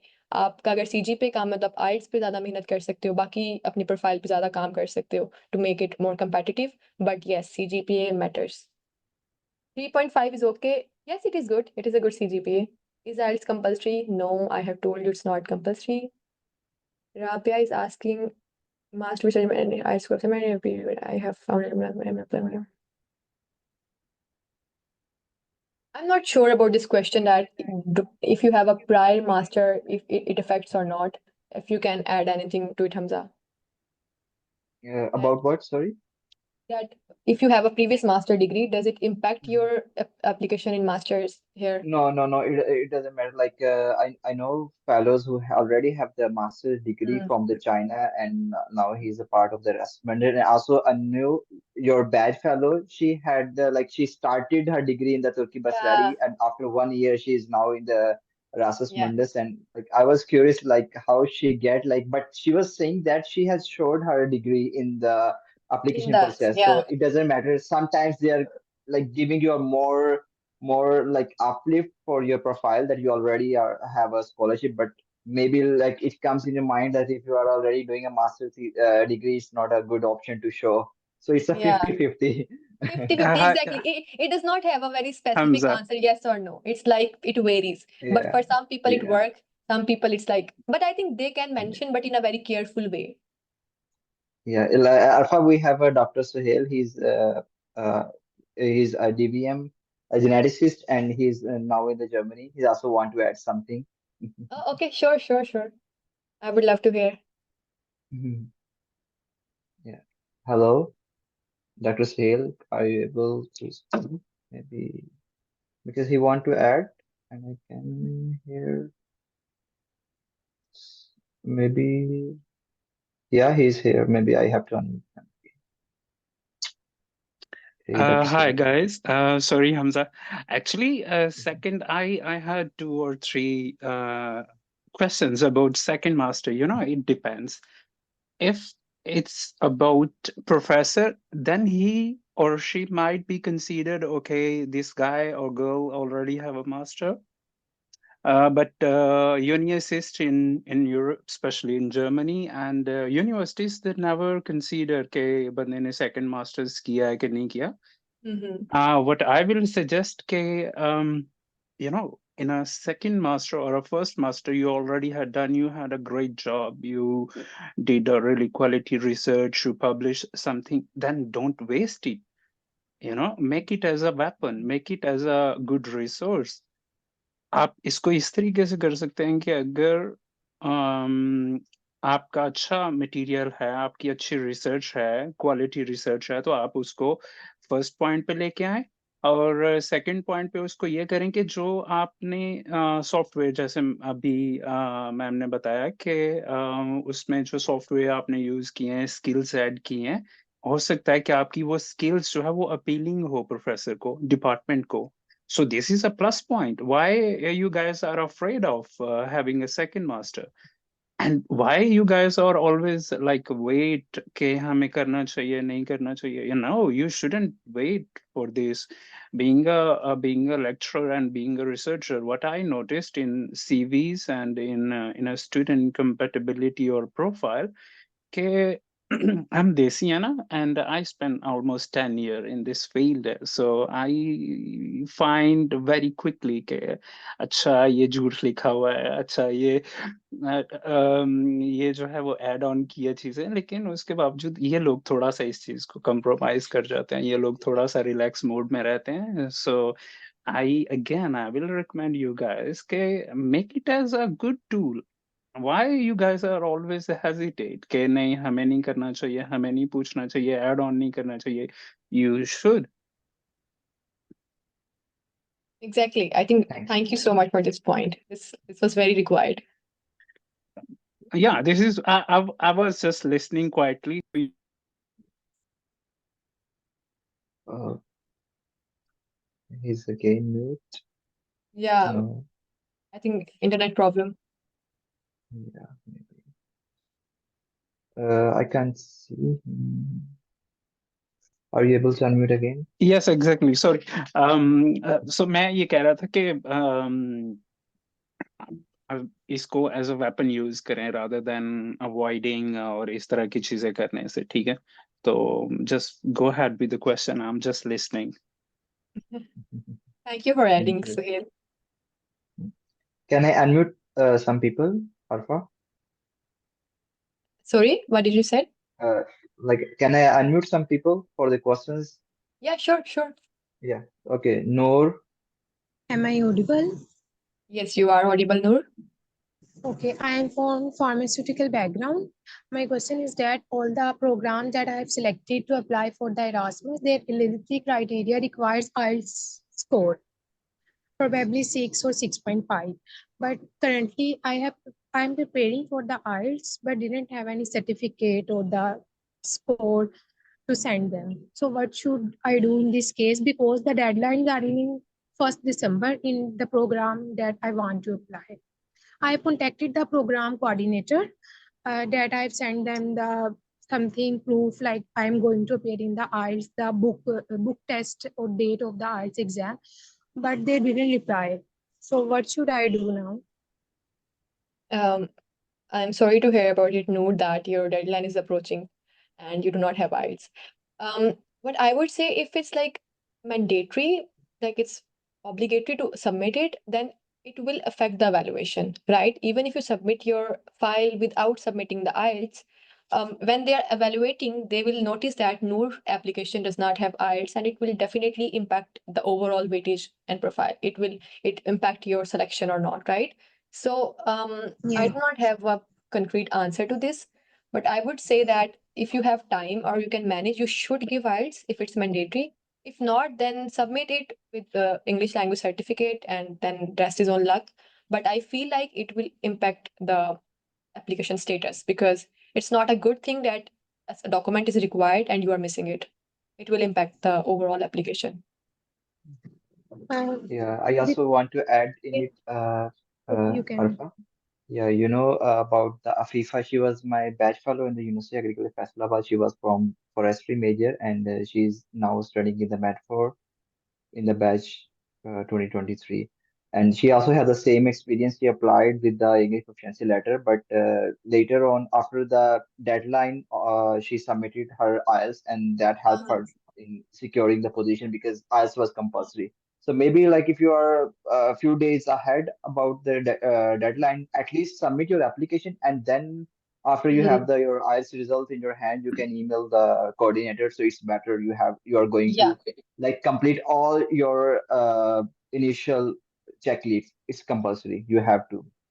Yeah, it's better to apply rather than leaving it, but then again, it's at risk Yeah. that whether they will consider after the deadline or not, because maybe they are not considering it after deadline, but yes, you can try. Yeah. It All right. depends upon, especially it depends upon especially Erasmus programs. For example, there is a one Erasmus program. It's all about animal breeding and genetics, and EPUB. It's a big list for waiting, like student with a 3.94 CGPA and still they're waiting list. So you can imagine. Yeah. तो depend करता है कि आप किस course में किस category में apply कर रहे हैं बट थिंग इज के एटलीस्ट आपके ट्रांसक्रिप्ट्स आपकी सीवी आपकी लेटर और everything they must be submitted and then you have to communicate with your coordinator हमेशा जो हम लोग मिस करते हैं अब someone was asking about what's the scope of PhD in mathematics from you. So you have no idea about the mathematics, Arfa. So the thing is, before going through anything, before applying, before searching, you have to make your mind clear. You have to decide whether this degree program is totally relevant with my background. Am I eligible?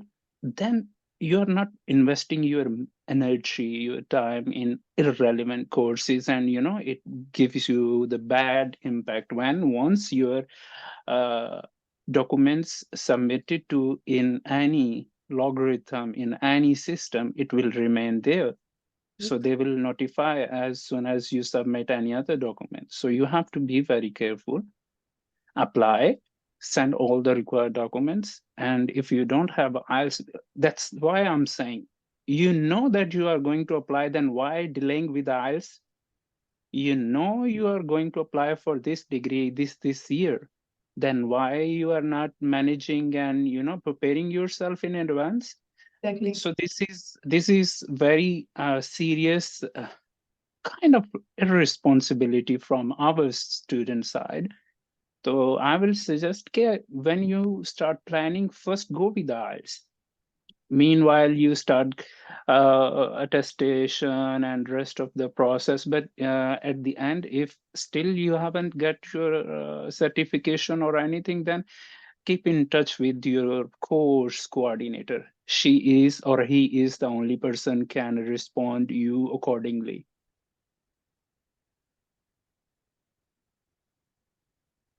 So yeah, that's all. Yeah. Thanks, sir. Next we have. Okay. Next we have Kinsha. You can unmute yourself, and then Dilshad. Hello. Yeah, you're audible. My question is about application procedure. Uh, I want to ask, we have to submit a separate application program website or on Erasmus Mundus website, or we can just submit on the program website, like on Plant Health. Yeah, you directly submit to the program website. You will go there on the website. They will have a link there and everything described here. You directly apply there. You do not need to email separately or go to any other thing. You just find it in the program website. It's very easy. Once you explore the website on your own, you will know how to apply. It's very easy.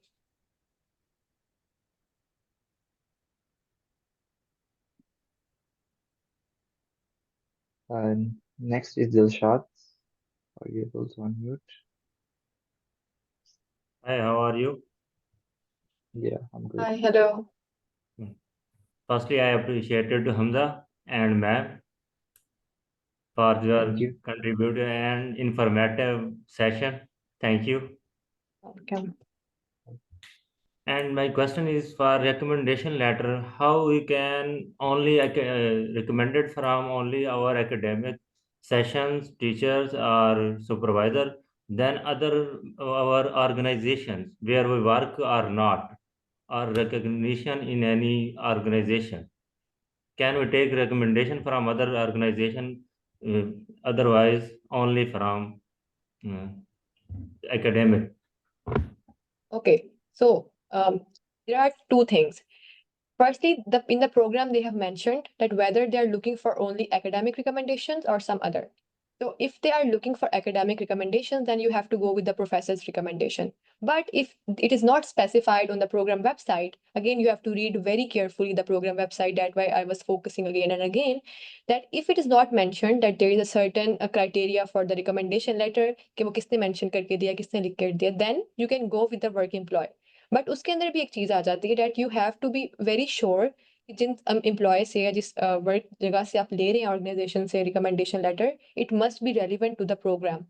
Okay, for example आपने किसी database चीज में काम किया है और आप plant health में अप्लाई कर रहे हैं, सो अगर आप वहां से रिकमेंडेशन लेके उसके लिए अप्लाई करेंगे, so there is no relevancy, no point, कोई इम्पैक्ट नहीं होगा इसका. बट अगर आपने वही किसी अपनी ऐसी ऑर्गेनाइजेशन से लिया है जो कि सारी अबाउट प्लांट्स थी और एग्रीकल्चर से रेलिवेंट थी, then you can take it from here. But I would personally recommend के टीचर्स के जो होते हैं, प्रोफेसर्स के, because they have high better designation, so when a person from a better designation is referring you, is recommending you, it creates a more impact, right, rather than कि आप किसी से भी रिकमेंडेशन लेटर हो. सो it really matters कि आपने किस professor से, किस इंसान से रिकमेंडेशन लेटर लिया है, right. If the organisation is on a very good standard, बहुत अच्छी, बहुत पावरफुल इम्पैक्ट है उनका, they are really working well, so then you can have that, but it must be relevant to the programme you are applying. Okay.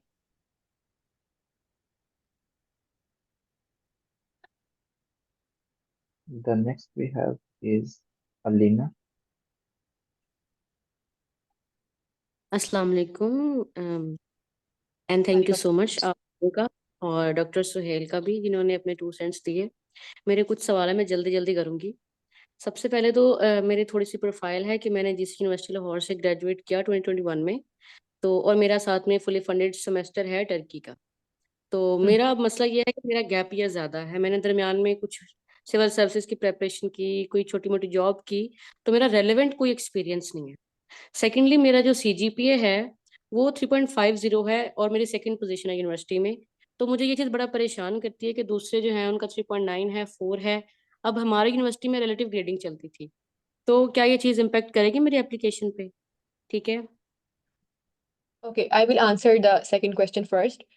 Your CGPA is very good. And of course, वो एक 3.5 और 3.9 एक figure का difference आ जाता है कि इसका 4 CGPA, मेरा 3.5 है.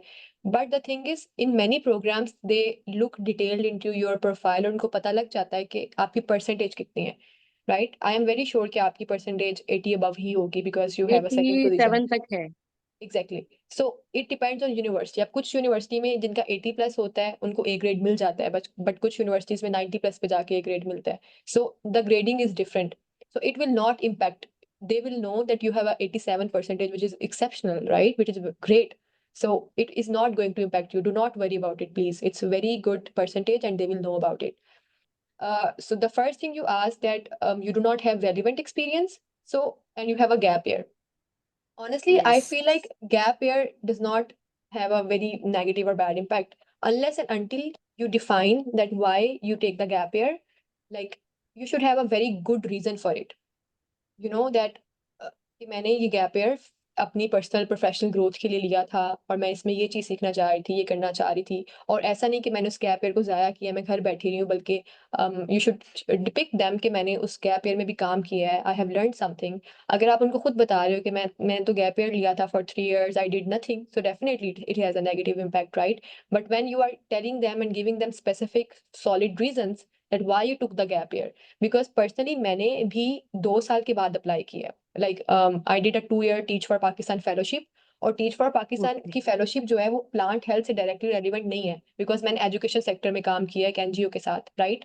सो it was not directly relevant to plant health, but still I got selected because मैंने अपने उस एक्सपीरियंस को भी उसके साथ रिलेट करके प्रेजेंट किया.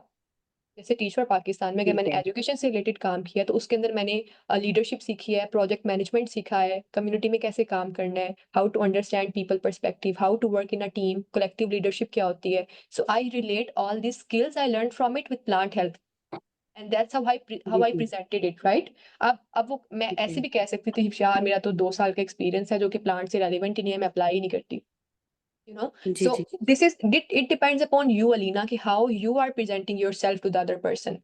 When you have solid enough reasons, solid enough points that I did this because I learned this from this experience, so it's very good for my career, for my future, so they will understand that, right? Actually civil services की जो preparation है वो किसी लिहाज से मुझे relevant नहीं लग रही, हालांकि उसने मुझे बहुत कुछ सिखाया है, मेरा कॉन्फिडेंस, मेरा नॉलेज, इवन के इरास्मस में अप्लाई करना भी समझे वहां से ही मेरा किक स्टार्ट है सारा। ठीक है, Yeah, क्योंकि so आपको Alina, शऊर this आगे कुछ कर रहा है। Yeah, so this I, is a very good point. I think you can mention about it that you were feeling lack of confidence. Yeah, you do not have like professional experience of writing or documenting things, so you learned from this experience. So it okay depends okay upon how you present your experience. And I think if the civil services is not highly relevant, you can still extract some experiences from it that you can mention there, that how they help you and how they make you a good candidate for your further degree. I think understood. Suhail एक wanted to add something. जी जी जी मैं actually I wanted to, and I second Arfa idea about, you know, this is how you should do. See, she is from totally different background. What she did, so इन्होंने उसमें क्या क्या चीजें add की, like a pillar. This is what we are looking here in European Union. One person can replace four different person, four people. So she says, okay, management का किया है, team work का किया है, team leader का किया है. This is what we need, and she knows that what I'm talking about when you are working in a lab. So one person Exactly. should be lead. Civil service preparation, you think it's a wastage? No, it shouldn't be wastage. Again, आप में इतना confidence हो कि आप इसको modify करें according to your opinion what you did. Okay, आपने इस गैप को, I think will talk to Hamza and we will have a one detailed seminar coming कि हम ये जो एक कंसर्न है मेन कि जी हम 2 साल का गैप है, 3 साल का गैप है, तो इसको कैसे लॉजिकली हम इसको कवर अप कर सकते हैं। Exactly. It's really important because every single person is asking about. So what I will suggest you, okay, start doing like a bioinformatics, like a R studio or something like this. Keep working on it, and then put this in between the gap you did in this between the gap.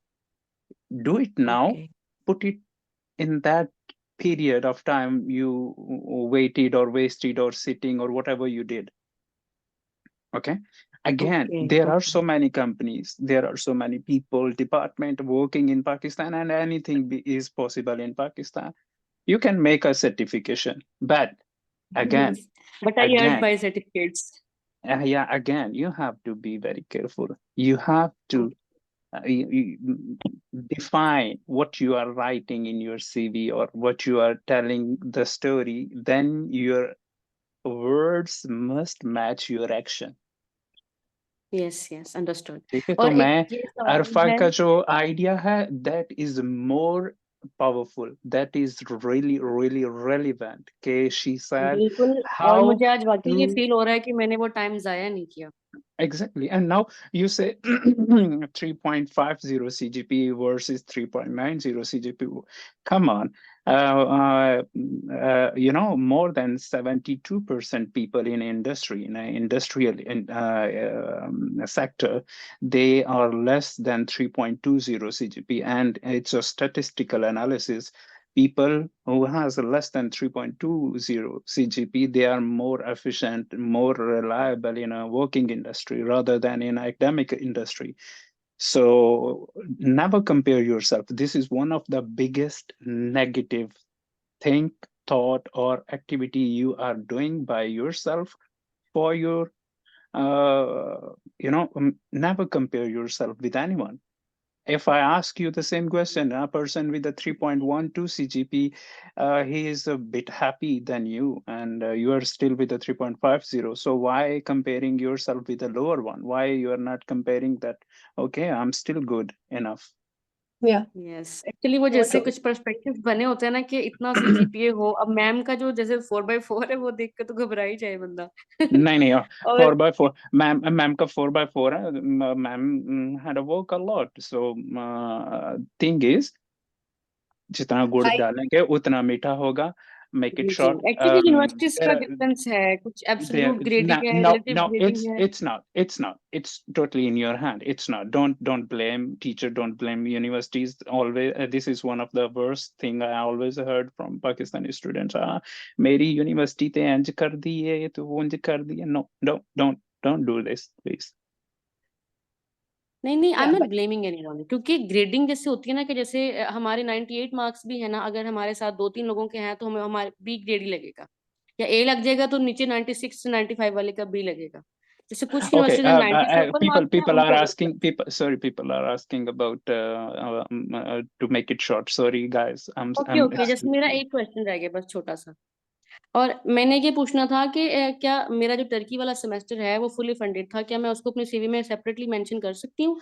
Graduation के साथ वो मेरे subjects जो थे with तो a वहां पे big मैंने title, बायोटेक से रिलेटेड with a रखे। big headline, with a big headline. It's your exactly, you achievement. should, Yeah, of it's your course. achievement with big headline.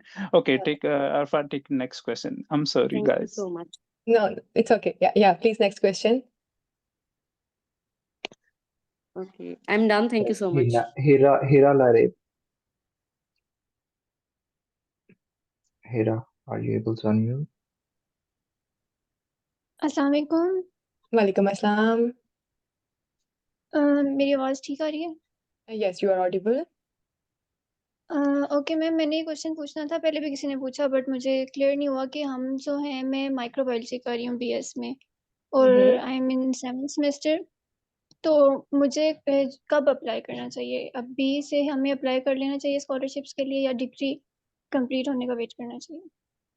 You are in 7th semester, right? अभी आपका एक semester इसके बाद भी रहता है, right? Yes ma'am. Instead of applying for the scholarship, like start exploring about it and start working on your profile. You have one whole year, right? अभी आपके पास पूरा एक साल है, आप internships कर सकते हो, certifications कर सकते हो, you can build and make your profile more strong. You have a one whole year, and then in the end of degree, then you apply, right? Because you need a complete record that you have like graduated. Okay, so what you can do right now, if you have like one whole year, that's a golden opportunity. You can utilize it in the best way possible, strengthen your profile, make it competitive according to the program, make it relatable, and then apply in the 8th semester when your degree ends. Okay? Okay. Thank you. और Next question. एक और question मेरा है कि research experience जो है वो हमारा बिल्कुल भी नहीं है, तो लाइक हम जो है वो लैब में इंटर्नशिप्स करते हैं हॉस्पिटल्स में, लैब्स में, तो वो उसको हम एज ए रिसर्च एक्सपीरियंस डाल सकते हैं? मैं बस यहाँ पे एक बात कहना चाहूंगी सबके लिए कि इस बात से फर्क नहीं पड़ता कि आपने कितनी हाई फाई ऑर्गेनाइजेशन में काम किया हुआ है। अगर आपने एक कमरे जितनी छोटी लैब में भी काम किया है ना, पर आपने वहां से ज्यादा नॉलेज एक्सट्रैक्ट किया है और आपने उस चीज को ज्यादा अच्छे से प्रेजेंट किया है सामने वाले को, और आप एक बहुत बड़ी ऑर्गेनाइजेशन बहुत बड़े नाम से काम करके और आपने कुछ भी नहीं सीखा, so who do you think is much better? So अगर आपने एक छोटी जगह पे भी इंटर्नशिप किया है, थोड़े अरसे के लिए भी किया है, but you develop some good skills and expertise, go for it, write it. It does not matter वो आपने कितनी ड्यूरेशन में किया है और कितनी नॉर्मल जगह से किया है। You can right your internship experience कि मैंने उस इंटर्नशिप के अंदर रिसर्च के बारे में ये चीज़ सीखी है। Definitely you can add that and it will make a very great impact. Okay ma'am, thank you. और लास्ट ये है कि जब अभी हमारी डिग्री कंप्लीट हो जाती है तो उसके बाद फिर हम उसी वक्त साथ ही अप्लाई करना शुरू कर देते हैं स्कॉलरशिप्स के लिए? Yes, you can apply. Like yes, you can या वेट कर? Okay, thank you wait ma'am, अब तब थैंक करें when you feel like there is a gap, like in my profile I need to strengthen it. You can take a gap, but you can apply. You're good to go after your degree. You. Okay ma'am, thank you so much. Welcome. Yeah. Next, Farhan.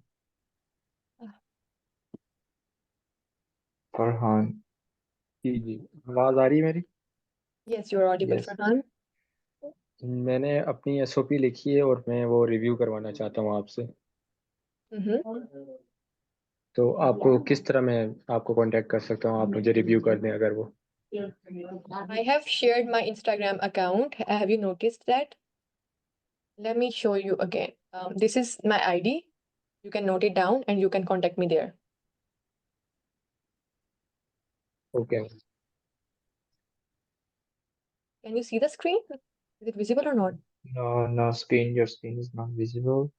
Okay. But you can chat. You can write in the chat. Yeah, I am going to write it in the chat. Just give me a minute. Until then, please, next question. Okay, next is Omer. Are you able to unmute? Omer Afzal.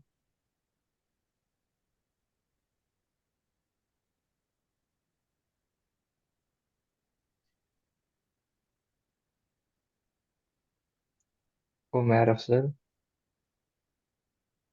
Assalamualaikum. Walaikum Walaikum assalam. Hello. Assalam. Yes, Umair, we can hear you. Please go ahead. मैंने MPhil किया हुआ है mathematics में और मेरा question ये था कि मैं पीएचडी के लिए अप्लाई करना चाहता हूँ तो पीएचडी के लिए एक्सेप्टेंस लेनी पड़ती है तो इस पर कोई मुझे बेस्ट बता Sorry, दें Umair, तरीकेकार कि क्या होना चाहिए। can you speak a little louder? I can't hear you.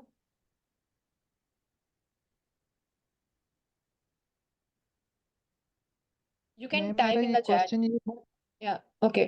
मेरे पास अभी आ रही है आवाज। जी जी आ रही है। मेरा क्वेश्चन ये था कि मैंने एमफिल मैथमेटिक्स किया हुआ है और पीएचडी के लिए अप्लाई करना चाहता हूँ और एक्सेप्टेंस लेनी है प्रोफेसर के तो इसके लिए क्या बेस्ट तरीकाकार हो सकता है कि एक्सेप्टेंस मिल जाए।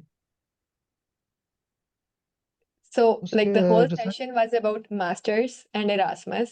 It was not about PhD, and I generally do not have any expertise in PhD applying.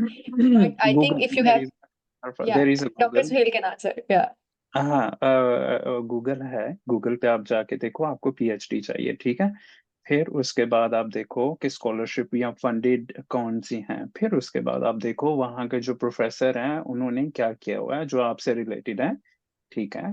फिर आप उनके वर्क को देखो, अगर तो वो आपके काम के साथ जो है वो अलाइन करता है ना, तो फिर आप उसको ईमेल करो जो कोऑर्डिनेटर है, जो यूनिवर्सिटी है। तो आपने पहले 1 by 1 इस तरीके से करना है। ओल्ड स्कूल मेथड है जो मैं most of the time student को रिकमेंड करता हूँ कि अल्लाह का वास्ता है अपनी डिग्री उसको देखें, फिर उसके बाद वो यू आर लुकिंग फॉर उसको लिखा करें अपने पेज पे, फिर उसके बाद उससे रिलेटेड यूनिवर्सिटी को लिखा करें 1 by 1, फिर एक यूनिवर्सिटी को ले लें, उसके मैथमेटिक्स डिपार्टमेंट को ले लें, उसके प्रोफेसर्स को ले लें, और फिर उसके काम को देखें, फिर उनको अप्रोच करें, फिर वो आप लोगों को डेफिनेटली रिप्लाई करेंगे। और डोंट सेंड देम ईमेल के एक में ही सीसी करके 1 by 1, ठीक है। उनकी जो सेक्रेटरी होती है अगर वो रिप्लाई नहीं कर रहे तो उनको कांटेक्ट करें, उनको कहें कि जी प्रोफेसर रिप्लाई नहीं दे रहा, आप दे दें, बताएं कहाँ पे हैं। तो ये इस तरीके से किया करें, ठीक है। पीएचडी आपको मिल जाएगी। और आप DAAD डाड स्कॉलरशिप पे जाएं तो वहां पे आपको जो है ना वो पीएचडी मैथमेटिक्स में मिल जाएंगी, ठीक है। ठीक है सर बहुत बहुत शुक्रिया। जज़ाकल्लाह Umar. Thank you. Next, Sana Jamil.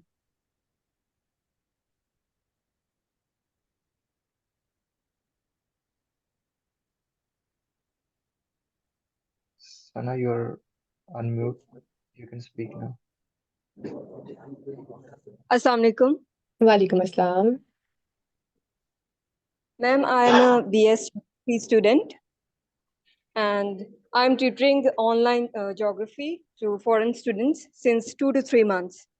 And my question is, does it count as an experience? It does count as an experience, but in which field you want to apply further? Is it relevant to education or something? What is your background? Actually, I'm a geography student, fourth year, BS fourth year student. Yeah, of course, it relates. You can add that. It's a good thing. Like there are so many skills while teaching. You can mention it in your CV, in your motivation questions, that you have like done this experience. Of course, you can add. Thank you so much. Teaching is a very good thing. You can learn, like you learn so many things from it. Of course, you can add. Another thing is, I want to ask if I have 1 or 2 internships, they are enough? Yeah, they are enough. Like there is not a certain criteria के 4 हों 5 हों, but अगर आपने 2 internships की हैं और वो बहुत relevant है और आपने अच्छा काम सीखा है उनसे, अच्छे skills adopt किए हैं, so of course they are enough. And another thing is, Erasmus Mundus is about just 1 country or 2 to 3 countries. It varies from program to program, but minimum 2 countries and maximum 4 countries. Yeah. Thank you so much. I have done. Okay, thank you, Sana. Ariba Dilshad. Assalamualaikum. वालेकुम अस्सलाम। Thank you for informative webinar. मेरा question ये है कि मैंने अभी recently graduation किया है जून में, तो हमें अभी तक डिग्री इशू नहीं हुआ है। ट्रांसक्रिप्ट तो है हमारे पास, लेकिन डिग्री इशू नहीं हुआ है। तो वो HSC वेरीफाइड, मतलब आपने बताया ना कि वो वही सबमिट करवानी है, तो ये हम लोग ट्रांसक्रिप्ट की बेस पर अप्लाई कर सकते हैं? Yes you can apply.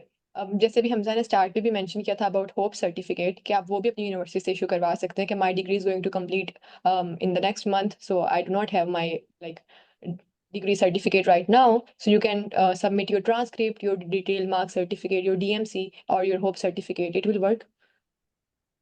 Okay okay, बस ये पूछना था आपसे कि HSC verification is not compulsory. इस केस में फिर नहीं होगी because you are fresh graduate, right? So they will Okay. understand this thing that you are fresh graduate and these kinds of things take time. You can explain it over email or something. It will not be a problem. Okay, okay. Thank you so much. And next we have Abbas. लो भाई लड़के भी आ गए। अस्सलाम वालेकुम। वालेकुम अस्सलाम। जी मेरा question ये है कि मैंने बीएससी एग्रोनॉमी में मेजर किया हुआ है, तो जो मेरा प्लांट एंड ब्रीडिंग जेनेटिक्स एक सब्जेक्ट था वो माइनर था, तो क्या मैं जो हमारा अलग से डिपार्टमेंट है पीबीजी, तो मैं उनसे भी रिकमेंडेशन ले सकता हूँ अपने मैं कंसर्न प्रोफेसर से हटकर? बिल्कुल ले सकते हैं, अगर आपने वहाँ पर फॉर एग्जांपल थोड़ा भी काम किया है, थोड़ी देर भी पढ़ा है, बट आप उसी के बारे में मेंशन करके कुछ अच्छी एग्जांपल, कुछ हाईलाइट, कुछ अचीवमेंट उसी ड्यूरेशन में से मेंशन करके आप ले सकते हैं। और इसका ज़्यादा इम्पैक्ट होगा बिकॉज अगर आप प्लांट ब्रीडिंग में अप्लाई कर रहे हैं और आप प्लांट ब्रीडिंग के डिपार्टमेंट से, उन्हीं के प्रोफेसर से रिकमेंडेशन लेटर ले रहे हैं, सो डेफिनेटली इमेजिन कि प्लांट ब्रीडिंग का ही प्रोफेसर आपको रिकमेंड कर रहा है for a plant breeding programme, so it will be definitely impactful. अगर आपने वहाँ पे थोड़ा भी काम किया हुआ है, you can present it in a good way and you can definitely go for it. जी, और दूसरा क्वेश्चन मेरा ये है कि जैसे कि ऑनलाइन कोर्सेज हैं, तो क्या मैं ऑनलाइन कोर्सेज के जस्ट नेम ही मेंशन कर दूं अपनी सीवी के अंदर, या उनको थोड़ा बहुत डिफाइन करूं कि जो मैंने इसमें से लर्न किया है, जो मैंने सीखा है? Okay, so this is an interesting question. I have never been a very huge fan of online certification and courses. अगर वो मैं सीखती भी हूँ, अपने लिए करती भी हूँ, तो मैं उनको सीवी में बहुत कम ऐड करती हूँ, बिकॉज अगर आपने कोई सर्टिफिकेट या चीज़ सीखी होती है ना, वो आपकी बाकी प्रोफाइल में नजर आ ही जाती है और उसको आप अपने मोटिवेशन क्वेश्चन के थ्रू डिपिक्ट कर ही देते हो कहीं ना कहीं पे भी।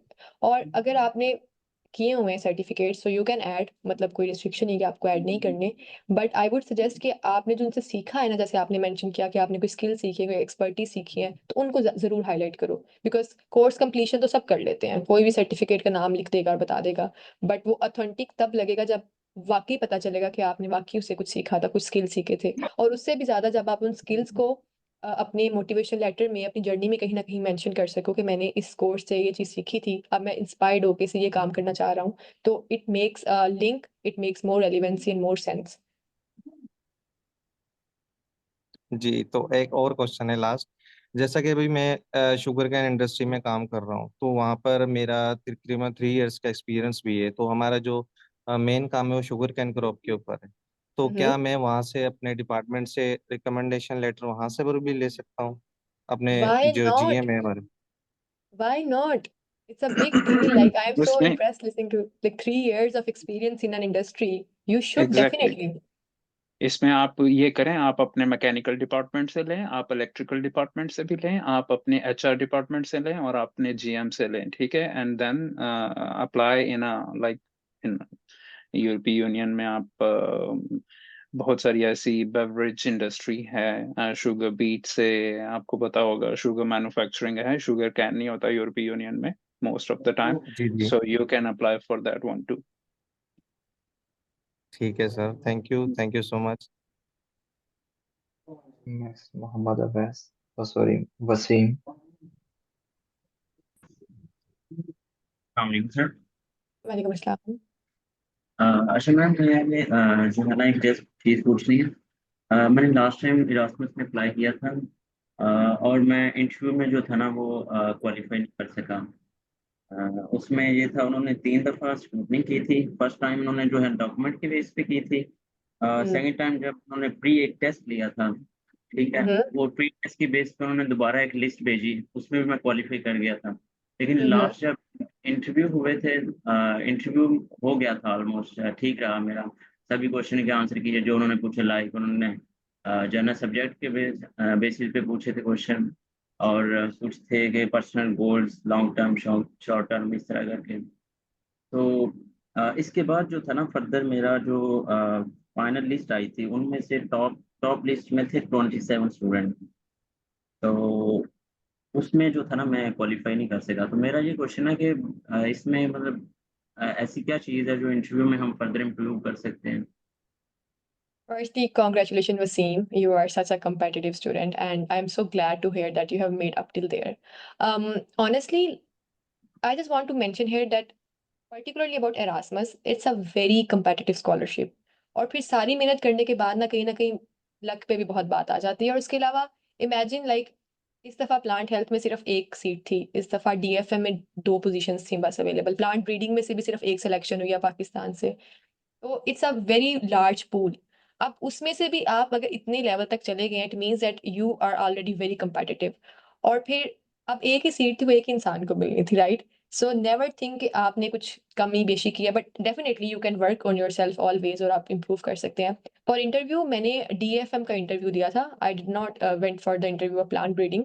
और डीएफएम के इंटरव्यू में हमारी 60% वेटेज सिर्फ इंटरव्यू की थी। और वो जो इंटरव्यू था it was all like knowledge based. उसमें बहुत कंक्रीट सीधे सीधे सवाल थे कि नाइट्रोजन फिक्सेशन किस तरह होती है, ये चीज़ किस तरह होती है, specific questions about like chemicals and things, और बहुत सी चीज़ें थी agriculture element, right? So but जो आपका इंटरव्यू आप बता रहे हैं वो ज़्यादातर मोटिवेशन क्वेश्चन पे बेस्ड था कि लॉन्ग टर्म गोल क्या है, शॉर्ट टर्म गोल क्या है। सो आई वुड नॉट से कि आई डोंट नो कि आपकी सिलेक्शन क्यों नहीं हुई, ऑफ कोर्स वो एक ही सीट थी, बट इफ आई उसमें ऐसा कैन उसमें ये उन्होंने पूछा फर्स्ट कि उनके जनरल क्वेश्चन पूछे थे कि वो था वैक्सीनोलॉजी के रिलेटेड। जो था मेरी रिसर्च थी वो थी बैक्टीरिया के रिलेटेड। मैंने जो है ना बैक्टीरिया रिसर्च की थी। मैंने उसको लिंक किया था कि किस तरह आगे जो है ना फर्दर जो है मैं बैक्टीरियल वैक्सीन की तरफ जो है ना फर्दर मूव करना चाह रहा हूँ। तो इस तरह करके मैंने एक डिटेल्ड जो है ना वो एक जिस तरह आपने पहले बताया मोटिवेशन क्वेश्चन था वो उनका कंप्लीट किया था। उसके बाद जब उन्होंने वही सेम क्वेश्चन इधर आके पूछे तो मैंने जस्ट उन्हीं को जो है ना रिवाइज किया था कि ये मेरी फर्दर जो है ना गोल्स हैं, मैंने इसी को जो है ना फर्दर लेके चलना है। तो अ, यही हुआ था, मतलब उन्होंने ज्यादातर गोल्स के बारे में पूछा था। So you think okay, you did your best and they did something, that's the point. यहाँ पे जब मैं अपने स्टूडेंट से जब हम लोग पूछते हैं या कि what they are thinking, what they are planning, so ये जो क्वेश्चन होते हैं ना नॉर्मली ऐसे ही पूछे जाते हैं, ये एक साइकोलॉजिकल ट्रिक होती है। These simple questions are one of the most important question, and most of the time students take it very light. So what I will suggest you, wish you all the best. आप अपनी जो programming है AI से related है, जो statistical analysis से related है, अगर आप इस दफा ये कुछ चीजें ऐड ऑन कर देंगे तो then definitely they will keep you updated and they will ask you for be a part of their team. So ये जो अभी अफ़ा बता रही थी, ये जो ऑनलाइन सर्टिफिकेशन वाली एक घोड़ा रेस लगी हुई है ना, this is one of the biggest wastage of money and time. We never consider, what we consider is कि लैब में, इक्विपमेंट्स में, एनालिसिस में, बैक्टीरिया में, आपने बैक्टीरिया पे काम किया, लैब में आपके पास एलाइजा एग, ये this kind of material we are looking forward, at what equipment you are strong at, what have you done. This is what we are looking for. We don't need your online certification and these kind of things. We want you to be really strong, what you are doing, what you are planning, what you are thinking. Okay. So this is what matters the most. As Arfa said, you did really great job. Keep it up. Don't be disheartened. Don't be disappointed. Add some extraordinary skill related to your work. have सबका कोई course कर लें, lab से related कोई safety course कर लें, या bacteriology से related कुछ कर लें, कोई workshop attend कर लें. That gives you more benefit rather than going for these online and this kind of thing. Okay. Just a last जी thing sir. that I want to add, Wasim, for you. that I personally was on reserve list for plant breeding. मेरी भी उसमें selection नहीं हुई थी. See, So this is what I'm talking. This is what I'm yeah, talking. कि पूरे पाकिस्तान में एक बच्चा एक जो कौन है? अभी EPUB में ब्रीडिंग एंड जेनेटिक्स का 3.95 and still he was waiting for 2 years. Exactly. And So you should be very glad that you reached up till here. It's a big deal, and you should apply with great motivation this again, time. exactly. We wish you best of luck, Wasim. Thank you. Thank you. Mohammad Umar.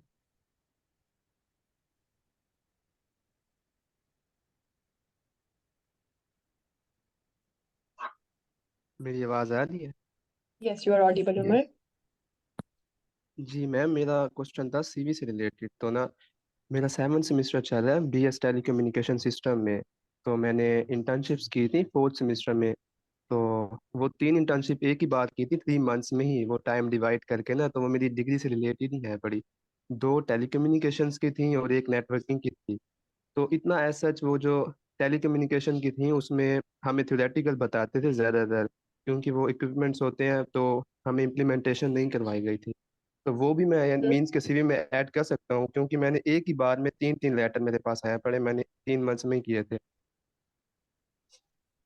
Umar, again वही बात कि अगर आपके पास 3 letters हैं और for example आपको 2 upload करने हैं, 2 is mandatory to upload, so choose those which are जी रेलिवेंट जी and then which have a great impact, which has a strong impact. अगर आपको 3 में से लग रहा है ये वाले में इतनी स्ट्रॉन्ग बात नहीं कोई की हुई, इसमें कुछ खासा काम नहीं मैंने किया था, तो you can like exclude it, right? So choose those which are relevant and then as you said कि आप लैब में गए थे और इतना थ्योरेटिकली ज्यादा था। Believe me, in Pakistan there are many labs जहाँ पे ये भी नहीं होता और बच्चे लैब में भी नहीं जाते अपने बैचलर्स में, इवन डिग्री खत्म हो जाती है and they have never visited lab. So still you are much better than many others, right? तो it is better to mention जी something rather than writing nothing, right? आप ये भी चीज ना जी मेंशन करो कि मैम। मैंने कुछ भी नहीं किया था। सो you can mention it, but I would suggest कि अगर इससे भी कोई स्ट्रॉन्ग आपका काम है, इससे भी स्ट्रॉन्ग रिकमेंडेशन है, तो उसको फर्स्ट प्रायोरिटी पे रखो। But definitely you can enter it, और इसके अंदर भी जो थोड़ा बहुत भी आपने सीखा है उसको भी अच्छे से प्रेजेंट करके यू कैन ऐड इट। जी जी मैम, वो मैंने बीएस में नहीं की, वो मैंने अलग से यानी गवर्नमेंट कंपनीज में किया, जैसे पीटीसीएल, एनटीसी और इन इदारों में तो किया, तो ठीक है उधर। ना, अल्लाह के बंदे, ठीक है, ग्रेट। आप प्रोफेशनल एक्सपीरियंस ऐड ऑन कर रहे हो, तो दैट्स गुड। जो एक्सपीरियंस एग्जैक्टली। लेटर और है वो करो, जो भी परफॉर्मेंस लेटर है, whatever you, why you are making so much stress, कि आप क्यों जी सर। परेशान हो रहे हो? Just add it, add on just. जी ये और बड़े एक।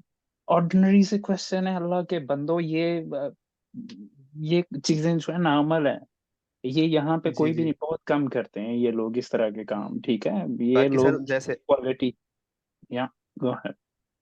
जैसे सर आपने बताया कि ऑनलाइन सर्टिफिकेशन ये वो मैंने भी की हुई है काफी सारी गूगल कोर्सेरा से, तो मीन्स के मुझे वो रोक उनको देनी चाहिए। उनको फ्रेम करवा के ना, घर की जो सबसे शाइनिंग दीवार है ना उस पे लटकाओ।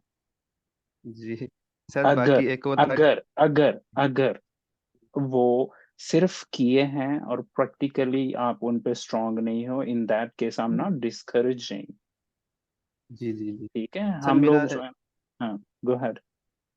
जी जी सर, मेरी जैसे टेलीकम्युनिकेशन की फील्ड है ना, तो मैं आगे जो रिलेटेड करती हैं आईटी की और साइबर सिक्योरिटी की, तो मैंने उससे रिलेटेड किया हुआ है और मेरा कंसेप्ट भी काफ़ी क्लियर है। नेक्स्ट ईयर मैं अपना, अभी मैं 7th में हूँ ना, तो सोचा है कि नेक्स्ट ईयर मैं वो प्रोजेक्ट भी इसी बेस पे करूँगा नेटवर्किंग में, जो मेरी फील्ड से रिलेटेड है। तो और मैं जर्मन लैंग्वेज भी सीख रहा हूँ। नेक्स्ट ईयर B1 का एग्ज़ाम भी दूंगा और आइट्स भी इंशाल्लाह दूंगा। तो इंटर्नशिप तो खैर नहीं करूँगा अल्लाह कोई भी, खैर तो इन करे, चीज़ों अल्लाह को। आपकी मदद करे, बहुत अच्छी डायरेक्शन में जा रहे हैं, कीप इट वर्किंग, ठीक है? जी sir, thank you so much. बस मीन्स के वो ऑनलाइन सर्टिफिकेशन मैं अपनी सीवी में ऐड ना करूँ, जर्मन लैंग्वेज सर्टिफिकेट कर में ऐड लो कर यार, सकता हूँ। कर लो, एक नहीं, छोटा सा ऐसा, आप ही बताएं। मतलब his like what I understood, his point is not कि आप उसको ऐड ही ना करें, बट जी इस दौर में भी ना लग जाए कि आप 10-15 बस सर्टिफिकेट करने ही करने हैं। अगर आपने 3-4 भी किए हैं, उनसे कुछ सीखा है, add them. As I said कि कुछ ना ऐड करने से ऐड करना बेहतर है। ऑफ कोर्स ऐड देम अगर they have helped you. So yeah, I think he जी हैज मैम, एक्सप्लेन्ड क्योंकि रियली सी वेल। जी CG पे बस मेरा वो 3.29 चल रहा है, तो इसलिए मैं इन चीज़ों पे ज़्यादा फोकस कर रहा हूँ, लैंग्वेजेस पे क्वालिटी और पे फोकस आईटी पे। करो, इस तरह की चीजों पे ना करो। और आईटी से रिलेटेड और ये टेलीकम्युनिकेशन से रिलेटेड अगर आपने झूठा लेटर सर्टिफिकेशन भी बनवाया हुआ है ना, तो I can bet as soon as you enter in Germany, you will get job in 3 weeks. मैंने अपने अच्छा प्रीवियस सेशन में भी ये बात कही थी कि आईटी यहाँ पे जी बहुत ज्यादा जरूरत है, लोग यहाँ पे काम कर रहे हैं. So give, I hope you got all your answers. मेरे ख्याल है काफी लोग जी इंतजार सर कर रहे हैं. Yes, I जी think there sir are many thank you so people. मच जी जी Yeah. I am done thank you so much जी कासिम नवाज। जी अस्सलाम वालेकुम। Walaikum assalam. मेरा बिल्कुल एक बेसिक सा सवाल है कि जब हम कोई प्रोग्राम सेलेक्ट करते हैं और अप्लाई करते हैं तो उसके आगे आता है, कोई प्रोग्राम चूज कर लेते हैं तो उसकी डिटेल में जाते हैं तो वहाँ लिखा आता है कि 2020 से 2026, 2022 से 2028। Mm-hmm. तो इसमें बहुत ज़्यादा कन्फ्यूजन है कि इसमें कौन सा चूज करना चाहिए, और इसमें कुछ लोग कहते हैं कि इसमें फंडिंग का बहुत ज़्यादा रोल है, तो वो सारी जो है ना फंडिंग के हिसाब से भी बता दें और वैसे बता दें कि कौन सा चूज करना चाहिए।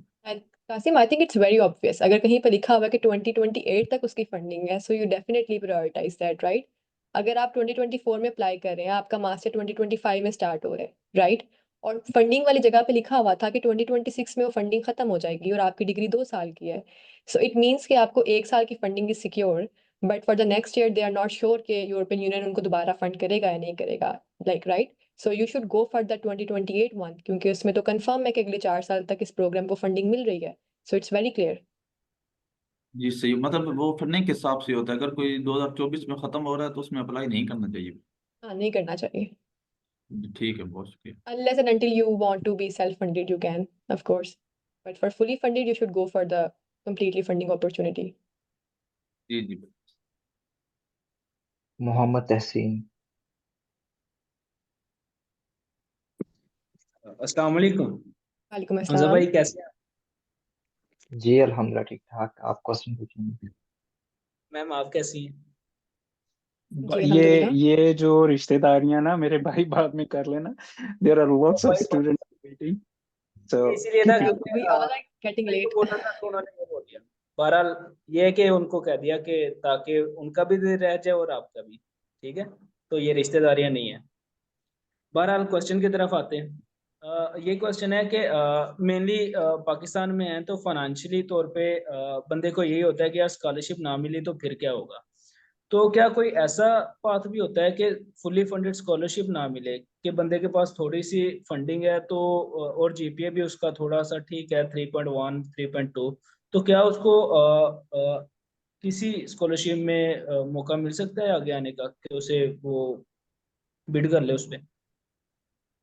When you start applying for the Erasmus, तो वो start पे आपसे पूछते हैं कि अगर आपकी fully funded में selection नहीं होती, so do you want to go with the partial funding option? और third पे पूछते हैं do you want to go for the self funding? तो जब आप वो fill कर रहे होंगे तो आप उन तीनों पे टिक कर दीजिएगा. और अगर आपकी fully funding में selection नहीं होगी तो आपकी self पे हो सकती है, मे बी ना, या तो partial पे हो सकती है. So of course there is chance. Okay. और सेकंडली मैंने अपने डॉक्यूमेंट इनिशियली ही लास्ट वीक में हमजा भाई से बात हुई थी डॉक्यूमेंट प्रिपरेशन पे, तो मैंने अपने डॉक्यूमेंट काफ़ी प्रिपेयर कर लिए हैं जिसमें मोटिवेशन लेटर और सीवी वगैरह है, तो मैं उसको रिव्यू के लिए सेंड करना चाहता हूँ। तो कोई एक्सपर्ट आप में से अगर टाइम दे दे तो क्या मैनेज हो सकता है? I have shared my Instagram profile in the chat. You can reach out there. Okay thank you very much. And if कोई बात का बुरा लगा हो तो आई एम सो सॉरी। नहीं नहीं नहीं नहीं नहीं तहसीन तहसीन डू अप्लाई. ठीक है, अगर देखो very simple, do apply. What we are here कि हम चाहते हैं हमारे जो फेलो पाकिस्तानी हैं वो भी आए, वो भी पढ़ें, पैसा कमाएं. At the end reason is पैसा कमाना मोस्ट ऑफ द टाइम. ठीक है, गुड जॉब और गुड कैरियर और फ्यूचर. सो अगर स्कॉलरशिप पे नहीं होती तो ये खुदा का वास्ता छोड़ दें, फिर ये करें कि अप्लाई करें, सेल्फ पे करें. 3 साल में 4 साल में आप कुछ किसी तरीके से मैनेज करें, मैनेज करने के बाद आप कमाना शुरू कर देंगे, जिनसे आपने बोरो किया उनको रिटर्न कर देंगे. But do apply, do apply. Thank you very much, ये सजेशन आपकी बहुत वेल थी। थैंक यू वेरी हाँ मच। Next Sam. या ये बिलाल रहमान है कोई ना, ये सिर्फ इनका ले लें, ये वो अब कह रहे हैं क्या चले हेट यू, और ये I एक्चुअली hate you इन्होंने ना all. हैंड रेज ही नहीं किया अपना, और वो ये सारे नहीं लोग नहीं नहीं, काफी देर से वेट इनको कर रहे ले, इनको लें, Bilal और is hating हैं। all of us. Please ना उसको हाँ बोलने दे. अरफा अरफा के हवाले करें ये इनको ना, चले, मुझे मैंने उनको उनको रिक्वेस्ट किया है, if he can unmute himself. हाँ नहीं, ये जो अस्सलाम सीआर वालेकुम, है, वालेकुम अस्सलाम। How are you guys? We are good. How are you, Bilal? Please do not hate us. Ask your question. अल्हम्दुलिल्लाह, thank you so much, thank you सो तुमने तो सीधी सीधी इतनी Nafrat? बड़ी धमकी लगा दी है। Thank you so much guys. मैंने आपको ये बताना था कि मैं अभी फाइनल ईयर में हूँ, आईटी कर रहा हूँ मैं सरगोदा यूनिवर्सिटी से। तो साथ साथ मैं अपनी प्रोफाइल को भी बिल्ड कर रहा हूँ, क्योंकि फाइनल ईयर में हम अपने इरास्मस मंडस के कोई किसी भी प्रोग्राम के लिए अप्लाई कर सकते हैं। मैंने 3 प्रोग्राम जो हैं वो अलग किए थे जिसमें मैं अप्लाई करना चाहता था। तो उनकी एलिजिबिलिटी पर भी मैं पूरा ही उतर रहा हूँ, और साथ ही साथ मैं अपने टेस्ट इंग्लिश टेस्ट की भी तैयारी कर रहा हूँ। तो जो हमारा फर्स्ट प्रोग्राम है उसकी जो लास्ट डेडलाइन है वो हमारे पास 15 दिसंबर है। तो उससे पहले पहले मुझे अपने डॉक्यूमेंट्स कंप्लीट करने हैं, like letter of motivation and letter of recommendation, CV.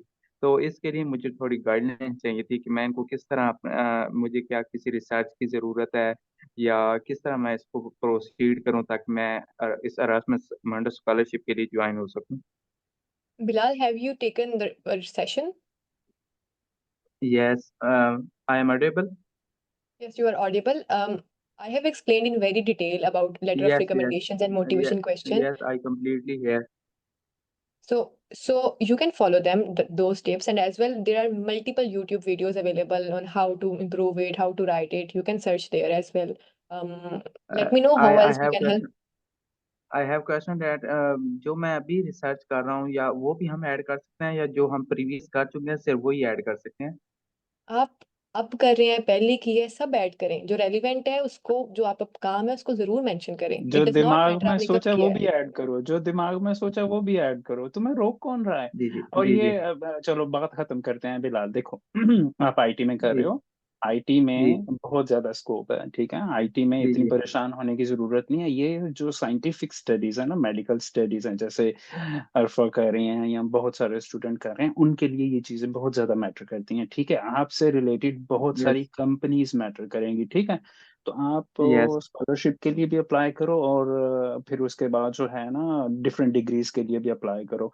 Even मैं ये कहूंगा कि आपकी जो डिग्री है उसमें आप ये करो कि अगर स्कॉलरशिप पे नहीं होता तो कोई 20-30 लाख रुपया उधार पकड़ के आप अप्लाई करो, and within 1 year you will be that stage के you can return all the money even with the benefit, ठीक है। सो डोंट वेस्ट योरसेल्फ और don't sir, I have money but I have don't any guidelines हाँ where we guideline apply। ये देखो, हमजा बैठे हुए हैं, अरफा ने इतना लंबा और इतना प्रोडक्टिव वो दिया है सेशन, तो आप इसको देखो, आप इसको फॉलो करो and इरासमस में तो इरासमस तो स्कॉलरशिप है इसमें तो, लेकिन कोई ऐसी अदर स्कॉलरशिप या फिर कोई ऐसी गाइडलाइन, कोई गेटवे जहाँ से मैं एंटर हो सकूँ अदर कंट्रीज लाइक इन्होंने जर्मनी। इतना कुछ बताया तो है आज।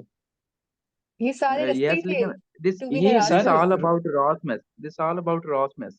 तो हाँ, अल्लाह के बंदो, जब वो पढ़ना शुरू करोगे तो सारी इंफॉर्मेशन आना शुरू हो जाएगी ना। उसके बाद हमसा ने ग्रुप्स बनाए हुए हैं, वहां पे क्वेश्चन पुट करो, वहां पे देखो, एग्जैक्टली। या सारे इधर बैठे हुए हैं तुम्हारी मदद करने के लिए, हेल्प करने के लिए, ठीक है, परेशान ना हो। और ये या जो ये जो होती है ना सीवीज और आप लोगों को अंदाजा नहीं है, she must be very very very busy, and या she must be, I can imagine. तो she gave you the Instagram account, send her your CV and MOL, और जो भी ये बताएंगी फिर उस पर अमल करना है, सुनना नहीं है, फिर अमल भी करना है, ठीक है। यस तो इंशाल्लाह। ये तुम्हारी डिग्री बहुत अच्छी है, इसके ऊपर फोकस करो। पैसे अगर स्कॉलरशिप नहीं होती तो कोई मसला नहीं है, ठीक है, अप्लाई करो एज सुन एज पॉसिबल, और अप्लाई करो ऑस्ट्रिया के लिए, वियना के लिए, लिथुआनिया के लिए, लाटविया के लिए, स्पेन के लिए, इटली के लिए, जर्मनी के लिए, इतनी बड़ी दुनिया है। And what about France sir? बस सारे ही उसी में शामिल है भाई, सारे उसी में शामिल है। दिल जहां पे दिल करता है अप्लाई करो, लेकिन करो। Okay, thank you sir, thank you so much, okay thank okay. You. Okay, अल्लाह हाफिज। Next Sam. वो अस्सलाम वालेकुम जिनको सर। हमने, हाँ ये सॉरी सर, अब अरफा जाने और आप जाने। अस्सलाम वालेकुम। अस्सलाम वालेकुम वालेकुम अस्सलाम। जी। Thank you very much for this wonderful webinar. Basically तौर पर मैं सिविल सर्वेंट हूँ, तकरीबन 10 साल मेरी सर्विस को हो गए हैं। तो मेरा क्वेश्चन ये है कि जो सर्टिफिकेट होता है, एक्सपीरियंस सर्टिफिकेट, अगर हमारी कॉम्पिटेंट अथॉरिटी, अगर मैं देखा जाए तो प्रोसेस वाइज तो मैं चीफ सेक्रेटरी से मुझे लेना पड़ता है हर चीज़ के लिए। तो क्या मैं अपने कम जो मेरी नेक्स्ट अथॉरिटी है कि क्योंकि वो भी अभी फ्रेंडशिप लेवल होता है, उनसे मैं अपने किसी भी किस्म का जो एक्सपीरियंस सर्टिफिकेट है, जो कि मुख्तलिफ ड्यूटीज़, कभी मेरी ऑफिस में रही है, कभी मैं फील्ड में रहा हूँ, तो उसको अरेंज करके, रीअरेंज करके एक्सपीरियंस सर्टिफिकेट को अपने नेक्स्ट अथॉरिटी से क्या मैं मुरतब करवा सकता हूँ? Number 1 question. दूसरा क्वेश्चन ये है कि मैं पीएचडी के लिए ट्राई करना चाह रहा हूँ। मेरी पब्लिकेशन भी है, रिसर्च एक्सपीरियंस भी है, और पाइथन हो गया, एसपीएसएस के सर्टिफिकेट भी हैं, और इन पे मैं वर्क भी कर चुका हूँ, इन दोनों पे। तो क्या लेकिन मेरी सबसे बड़ा जो मुझे लगता है, मेरी एज का मैटर है। मेरी एज 37 है अभी। तो आई कैन होप फॉर कि मैं किसी भी अपॉर्चुनिटी को अवेल कर जाऊंगा, क्योंकि definitely I will appear आइट्स in next, you can say that next month मैं अपेयर हो जाऊंगा इंशाल्लाह ताला। I am fully confident about it. मेरी तैयारी भी अच्छी है, और मैं मुख्तलिफ कम्पिटिटिव, आपको if you know the competitive exam nature in Pakistan, I qualified it. तो इस एस्पेक्ट में ज़रा काइंडली मुझे थोड़ा सा ब्रीफ कर दें। Dr. Suhail, would you like to answer because it's like more relevant to PhD? Yes, और exactly. डॉक्टर साहब, एक और नेक्स्ट ये है कि आप भी काइंडली अगर आपका कोई अब अपना कुछ सोर्स दे दें, ताकि I want to review my CV and Hamza, मेरा सोर्स हमजा है, और हमजा, टू बी ऑनेस्ट इतना टाइम नहीं होता आज, क्योंकि वीकेंड है, अरफा भी जानती होंगी, तो मैं बैठा हुआ था तो मुझे पता चला सेशन है, so I just be a part of it.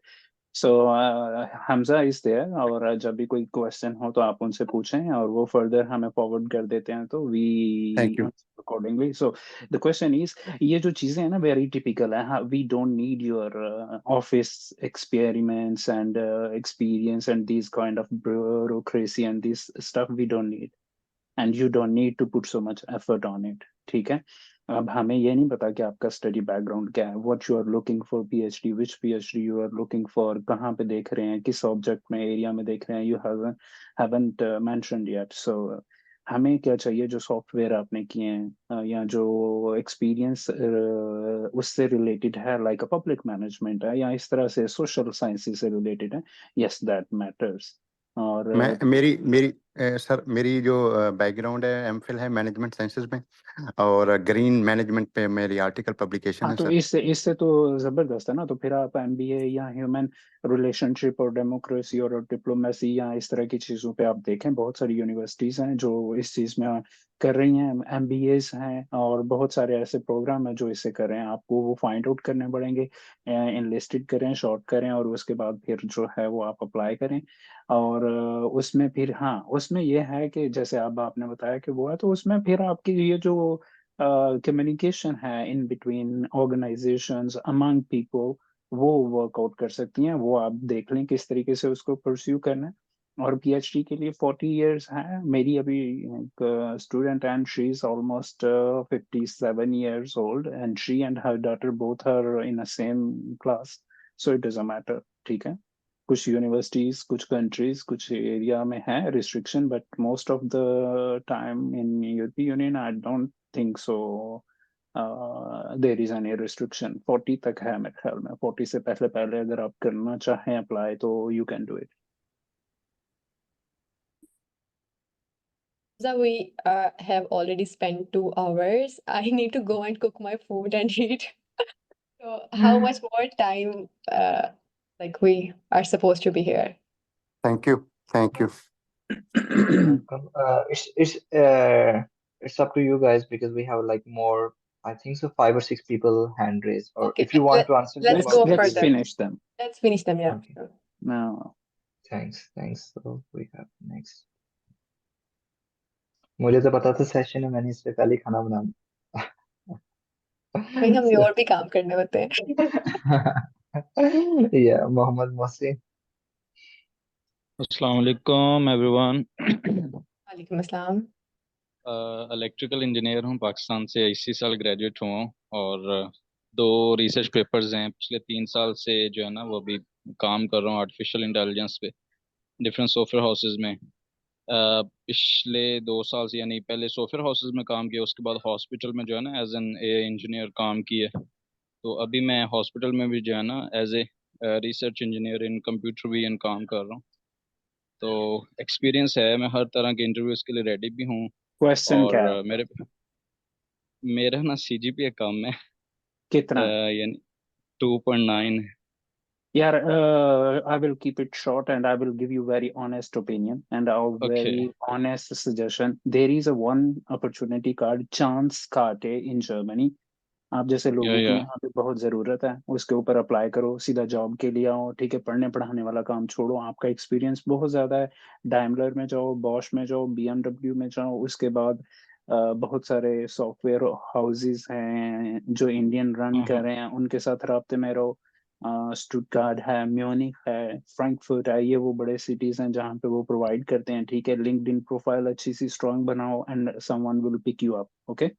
Don't go for the या study. Fine fine fine, thank you so much. हाँ, अल्लाह हाफिज। Next, Zaid.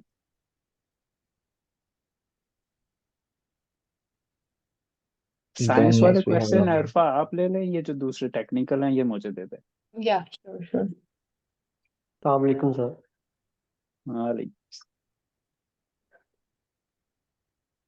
सर मेरा क्वेश्चन ये है कि मैं बीएस एग्रीकल्चरल इंजीनियरिंग का स्टूडेंट हूँ और मैंने डिफरेंट क्लास प्रोजेक्ट्स किए हुए हैं जिसमें automatic green house, citrus fruit grading machine और इस तरह के डिफरेंट प्रोजेक्ट्स हैं जिन पे मैंने काम किया है एज अ लीडर और मुझे इनका काफ़ी ज़्यादा आइडिया है। इसके अलावा मैं आर्टिफिशियल इंटेलिजेंस पे काम कर रहा हूँ और जो नेक्स्ट मेरा विजन है वो मैं ये है कि एग्रीकल्चर में हम किस तरह रोबोटिक्स को ऐड कर सकते हैं, किस तरह उनको हम एग्रीकल्चर में रोबोट्स को कर सकते हैं ऐड।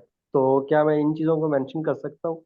और आगे मुझे प्रोफाइल को स्ट्रॉन्ग बनाने के लिए आर्टिफिशियल इंटेलिजेंस पे काम करना चाहिए या एग्रीकल्चर के रिलेटेड चीज़ों पे काम करना चाहिए? Zed, what is your goal like? In which program you are going to apply? Ma'am agricultural engineering है मेरा बेसिक्स जो है, तो मैं नेक्स्ट जो प्रोसीड करना चाह रहा हूँ एग्रीकल्चर की फील्ड में हम रोबोटिक्स को किस तरह ऐड कर सकते हैं, Like you want a like mixture of agricultural intelligence, right? Precision agriculture. Yeah. So firstly you have to look for the Erasmus catalog कि कौन सा प्रोग्राम सबसे ज्यादा रेलिवेंट है जो आपका गोल है, ओके? एंड देन जो भी आपके एक्सपीरियंस है, जो आपने प्रोजेक्ट्स मेंशन किए हैं, जो आपने एआई से रेलिवेंट काम किया है, फिर उनको भी उसके अकॉर्डिंग रेलिवेंट करके प्रेजेंट करो।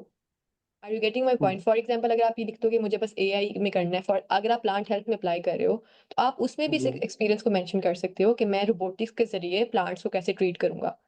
How can I work in IPM, integrated pest management, using the AI, right? So जी जी। आपने प्रोग्राम को पहले चूज करना है और फिर उसके अकॉर्डिंग इन सारी चीजों को आपने ड्राफ्ट करना है। तो ऑफ कोर्स तो यू आगे कैन मुझे राइट अबाउट इट, बट उससे रिलेट करके लिखना है आपने। जो नेक्स्ट मुझे जिन चीज़ों पे काम करना चाहिए वो आर्टिफिशियल पे करना चाहिए या एग्रीकल्चर के रिलेटेड किन चीज़ों पे काम It's करना your चाहिए? future. It's your your future. गोल, या It's a future. Artificial intelligence is a future. No one can beat that one. And one thing I will suggest you, जो फीड पुशर होते हैं डेयरी फार्म्स के अंदर, automation हम लोग इतने millions में परचेज करते हैं, डिजिटल सिस्टम है बहुत सारे। I will suggest you to make a really good strong profile on LinkedIn और वहां पे ऐड करो अपने आइडियाज और वहां पे ये सर्च करो एग्रीकल्चर, इसको कहते हैं प्रिसीशन फार्मिंग। अब मुझे नाम नहीं याद आ रहा, एक एग्रो, अभी थोड़ी देर पहले हम आई हैव टू चेक, वो स्विस कंपनी है और ऑर्गेनाइजेशन है, they provide like a research और वो ये काम कर रहे हैं इसको कहते हैं स्मार्ट फार्मिंग और ये स्मार्ट फार्मिंग है बेसिकली डेयरी लाइवस्टॉक सेक्टर से related. So you definitely fit for that और इसको कहते हैं ETH ज्यूरिख के नाम से है, ठीक है? ETH ज्यूरिख है आप उनके वेबसाइट पे जो वहाँ पे हंड्रेड्स ऑफ जो है वो एप्लीकेशंस हैं और प्रोजेक्ट्स हैं, और वहाँ पे जाके अप्लाई करो, might be you will get something. और if you didn't get anything, share pitch your idea. वहाँ पे हाथ बैठ के जो है ना वो नहीं रुक जाते, फिर उसको ज्यादा आपने 20 चीजें अपने जेब में रखनी है, सेल करनी है, एक नहीं दूसरी, दूसरी नहीं तीसरी, तीसरी नहीं चौथी, चौथी नहीं पांचवी। फिर वो देखते हैं ये बंदा काफी कंसिस्टेंट है, डीट है, so let's try him, you know. तो ये एक अच्छी चीज है, अच्छी जॉब है, अच्छा काम कर रहे हो। पाकिस्तान में करोगे तो तुम मिलियंस कमा सकते हो, but you need funding. Feed pusher thank है यू मैंने और पुशर है, वो ऑटो बनाओ। मैं तो सर। अभी इंशाल्लाह मैं पाकिस्तान आऊंगा तो मेरा है इरादा यूईटी लाहौर जाने का, और वहां पे जाके स्टूडेंट्स को ये आइडियाज पुट करने का कि वो इन न्यू रोबोटिक्स को बनाएं और उससे पैसा कमाएं। क्योंकि हम यहाँ पे each robot we are buying like 80,000 euro plus insurance, so we can make it in like a 10 to 12,000 euro in Pakistan. So do something like this, okay? Thank you so much sir. Allah Hafiz.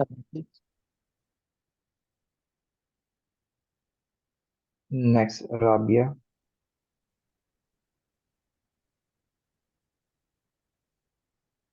अस्सलाम वालेकुम। वालेकुम अस्सलाम। जी मेरा बहुत basic सा question है कि जब आप अपना मोटिवेशन लेटर और सीवी लिख रहे हैं तो उसमें हमारी कुछ इन्फॉर्मेशन मोटिवेशन लेटर में रिपीट होती है, जैसे कि एकेडमिक बैकग्राउंड क्या है और किस तरह आपके इंटर्नशिप्स वगैरह आपको रिलेट करती हैं उस प्रोग्राम से। तो इस जो एक जनरल रिपीटेशन हो जाती है सीवी और मोटिवेशन लेटर में, इसको कैसे प्रिवेंट किया जाए? आई थिंक मुझे नहीं लगता रेपुटेशन हो जाती है, because in CV you just write very to the point things like I work in this lab, I learn the skills, that's it, right? But motivation question में वो कभी भी इस तरह की बात नहीं पूछते कि आपका what is your background, they never ask these kinds of question. वो हमेशा वाई पे बेस कर रहा होता है आंसर क्वेश्चन जो होता है, like why you are choosing this degree, right? तो वो motivation question is not like general GK questions के वो आपसे पूछ रहे हैं what is your background, what skills you learn, right? So जब वो वाई का क्वेश्चन होता है तो फिर तो आपके हाथ में, आप उसको जिस तरह मर्जी ड्राफ्ट करो, तो फिर जो आपने उस एक्सपीरियंस में जो सीवी में मेंशन किया उसको रिपीट करने की जरूरत ही नहीं रहती। फिर वो जो आपने सीखा है, जो रिजल्ट्स मिले, जैसे फॉर एग्जांपल आपने एक इंटर्नशिप में कुछ एक्सपेरिमेंट किया, you got some very obvious results, तो आप उसको स्पेसिफिक करके मोटिवेशन लेटर में मेंशन कर सकते हो कि मैंने ये किया था, मुझे ये रिजल्ट्स मिले, and now I want to pursue in this, that's why I want to join this degree, right? But ये सारी बातें आप सीवी में कभी भी नहीं लिखोगे, बिकॉज सीवी में तो आपको एक या दो पॉइंट में बस उसको मेंशन करना होता है कि ये स्किल्स लिखे थे। सो आई थिंक रेपुटेशन के नहीं हो सकती, इतने ओके चांसेस मैम। नहीं। I have a question to Arfa and Hamza. Do you know how much on an average time a professor or a recruiter took to analyze and read your CV? 5 कोई seconds. exactly. Just Rabia? look at it and they will reject it. Like if it's 0.5 to 0.7 second. yeah, So you guys, चाचा ताया फूफी, ये चीजें लिखने की बजाय your skills to the exactly. point. That's the point. You shouldn't repeat again and again and again. And 3-page CV and everything. I never pay that much attention. I just Same, same. look what you have done, your ideas, and your goal. हम उस चीज को analysis करते हैं, हम उस चीज को रीड आउट करते हैं, और उसके बाद फिर हम साइड पे करते जाते हैं। Second, now it's AI generation, now we have so many filters, logarithm के कुछ वर्ड्स हैं स्पेसिफिकली, जैसे ही वो सीवी में आएंगे system will reject those CVs. So Exactly. be more specific, be more different. And somebody was asking about about in CV. Mm-hmm. About in CV is just for the employment, for the work experience. It's not for the CV. But academic versus industry. So in academic, never mention about, but in work experience or looking for something or making a profile, then you have to mention about, okay? Yeah, that's all. Yeah. Next Okay, is ma'am. I Anka. have another question. और question ये है कि जिस programme में मैं apply कर रही हूँ तो वहाँ पे कुछ एक्स्ट्रा क्वेश्चंस दिए हुए हैं कि अगर आप इस इरास्मस मुंडस प्रोग्राम के अलावा किसी और में भी अप्लाई कर रहे हैं तो यस आई वुड अप्लाई। तो उसमें मैं यस लिखूँ या नो, किस तरह कोई फर्क नहीं तो नहीं पड़ेगा सिलेक्शन प्रोसीजर में? आई थिंक नो, कोई फर्क नहीं पड़ेगा इस बात से, एंड यू शुडंट लाई। अगर आप अप्लाई कर रहे हैं तो दैट्स ओके। मैंने मेरे ख्याल से बताया था कि I am applying to this program and I got selected, तब भी उन्होंने मेरे से दोबारा पूछा था कि आपने हमारा प्रोग्राम क्यों नहीं चूज किया और वो क्यों चूज किया। सो definitely you have your reasons. You can mention कि मेरी प्रायोरिटी और मेरे गोल्स के साथ ये ज़्यादा अलाइन कर रहा था, that's why I choose it. तो that's very okay, they would never take it personal. हाँ, ये और हो मैम इस सकता है तरह कि साइंस का है तो आप मैथ में सेकंड में हाँ, अप्लाई करें, that then doesn't make sense. yeah, doesn't make sense. Exactly. If you are like the programs are very relevant, you can go for it. Like plant health and plant breeding makes sense. Okay ma'am. और ma'am कुछ इस तरीके से है कि कुछ sections अलग questions के हैं, जैसे कि what are your future goals, what are your hmm research experience, वो भी हैं। और इन चीज़ों को फिर हमने बाजुकात सीवी में भी लिखना होता है प्रोजेक्ट्स को, और इनको फिर हम फ्यूचर गोल्स को मोटिवेशन लेटर में भी लिखते हैं। तो ये मुझे 3-3 जगह पे एक चीज़ लिखने में नज़र आ रहा था कि मैं रिपीट कर रही हूँ। तो कैसे प्रिवेंट करें कि क्वेश्चन उन्होंने अलग से पूछा हुआ है, फिर उसको फॉर एग्जाम्पल फ्यूचर गोल तो बहुत कॉमन क्वेश्चन है, या हम लिखते ही हैं मोटिवेशन लेटर में कि इसके बाद क्या करेंगे। तो फिर इसको किस तरह इस तरह मॉडिफाई करेंगे कि रिपीटिशन आए?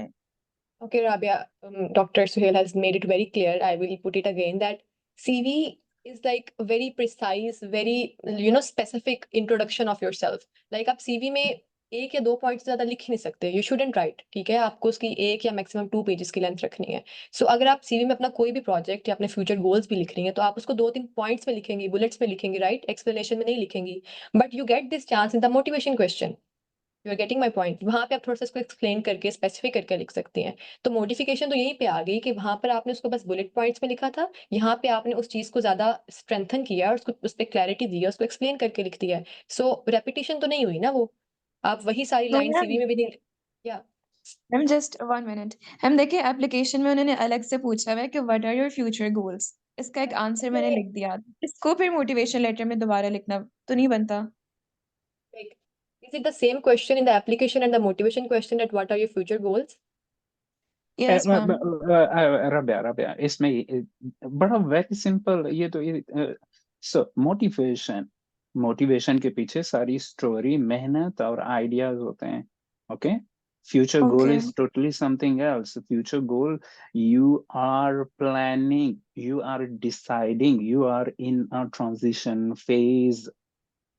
कहाँ से, व्हाट यू हैव डन, समझ रही हैं? एक चीज आपने कर लिया, वो मोटिवेशन थी, और वो मोटिवेशन फर्दर आपको लेके जा रही है कहाँ पे, एक चीज करने के लिए। जब आप आ जाती हैं फ्यूचर गोल की तरफ तो आप पीछे वाली स्टोरी जो है वो आपके जहन में होती है, मैंने ये किया था, मैंने वो किया था, मैंने ऐसे बोटेनिकल स्टडीज की, whatever I have done. Now my idea is I want to align green energy resources, agro ecology, ecology और something like this, so I want to make this is your idea, this is your future goal। समझ Exactly. रही हैं? एक चीज आपने आपने कर चुकी हैं, वो मोटिवेशन थी आपकी, और आप उस मोटिवेशन में थोड़ा सा ऐड करते हैं कि हाँ, जब मैंने इतनी मेहनत की इस फील्ड में तो मैं अब ये सोच रही हूँ। जब आप गोल्स की तरफ जाएंगी, दैट्स व्हाई आई सेड कि these are not a simple question, this is one of the biggest concern। जब हम किसी से क्वेश्चन पूछते हैं स्टूडेंट से, तुम्हारे गोल क्या है, तो वो बड़ा सिंपल से कहते थे हाँ मैं ये और वो, लेकिन दिस इज वेयर वी जज, we analyse student capability. Okay sir. And just one last thing for you, Rabia, that related and repetition are two different things. Of course, your goals in CV and in your motivation, they are related. But repetition is something else. If you're writing the same lines again and again, that's repetition. But of course, the goals are linked, the idea is linked. So they are अब तो related. Chat GPT, इतने software AI के आ गए हैं, वो statement उठाओ वहां से उसको को Change कर, मॉडिफाई कर दें। मसला यह है कि वो करना भी एक ट्रिक है ना, yeah. That's the point. तो तो सर ये प्लेजरिज्म चेक होता है जब एप्लीकेशन रिव्यू करते हैं? exactly, so in the last semester, I failed more than 67 students because of this, because we have a kind of a logarithm, we have a kind of system where we find out each and everything that this is AI generated, this is plagiarism and these kind of things. So be careful. I just want to add that, as Dr. Suhail said, I also like recruited in Reach for Pakistan. We have like an experience of reviewing the application, and the first thing we check is the plagiarism. We just detect it. Is it AI generated? We just discard it. Like we do not even further read the application. So I think it's the very first and basic thing. If it's Logarithm. and Now even just AI. having an eye on it, like I am not experienced as you, Dr. Suhail, but I can tell that just by looking at it, even without checking from software, I can tell that it is ChatGPT written because हाँ, उसकी वजह वो technical क्योंकि हम रोबोटिकनेस नजर आ जाती है। Exactly और उसमें जो वर्ड यूज किए जाते हैं एग्जैक्टली सानू ते हाई 15वीं फाई क्लास वोकैबुलरी तक 14 क्लास तक सानू ते वोकैब दा नहीं पता चलता एग्जैक्टली So तो sir, वो I जो फिर want to यकदम ਤੁਹਾਡੀ ਸਾਰੀ ਸੀਵੀ ਦੇ ਵਿੱਚ ਉਹ ਹੈ ਹਾਈ ਫਾਈ ਆਕਸਫੋर्ड डिक्शनरी एड आइल्स का ऑन नाइट बैंड हो जाता है वहां पे, हाँ जी तो So पता sir, लग जाता है। we can ask ChatGPT to remove grammatical errors from our writing. You exactly can that's use other another thing apps, other softwares are available too. For example, Grammarly. You can use देखें Grammarly for removing the synonymous errors. synonym और different vocab जो है वो available तो है ना manual dictionary में वो वहां से यूज करें आप मना नहीं कर रहे हैं लेकिन बी केयरफुल पूरे का पूरा अगर पैराग्राफ लिखेंगे तो it doesn't make sense Use carefully. Okay, sir. And ma'am, thank you so much. Welcome. Next, Hasib.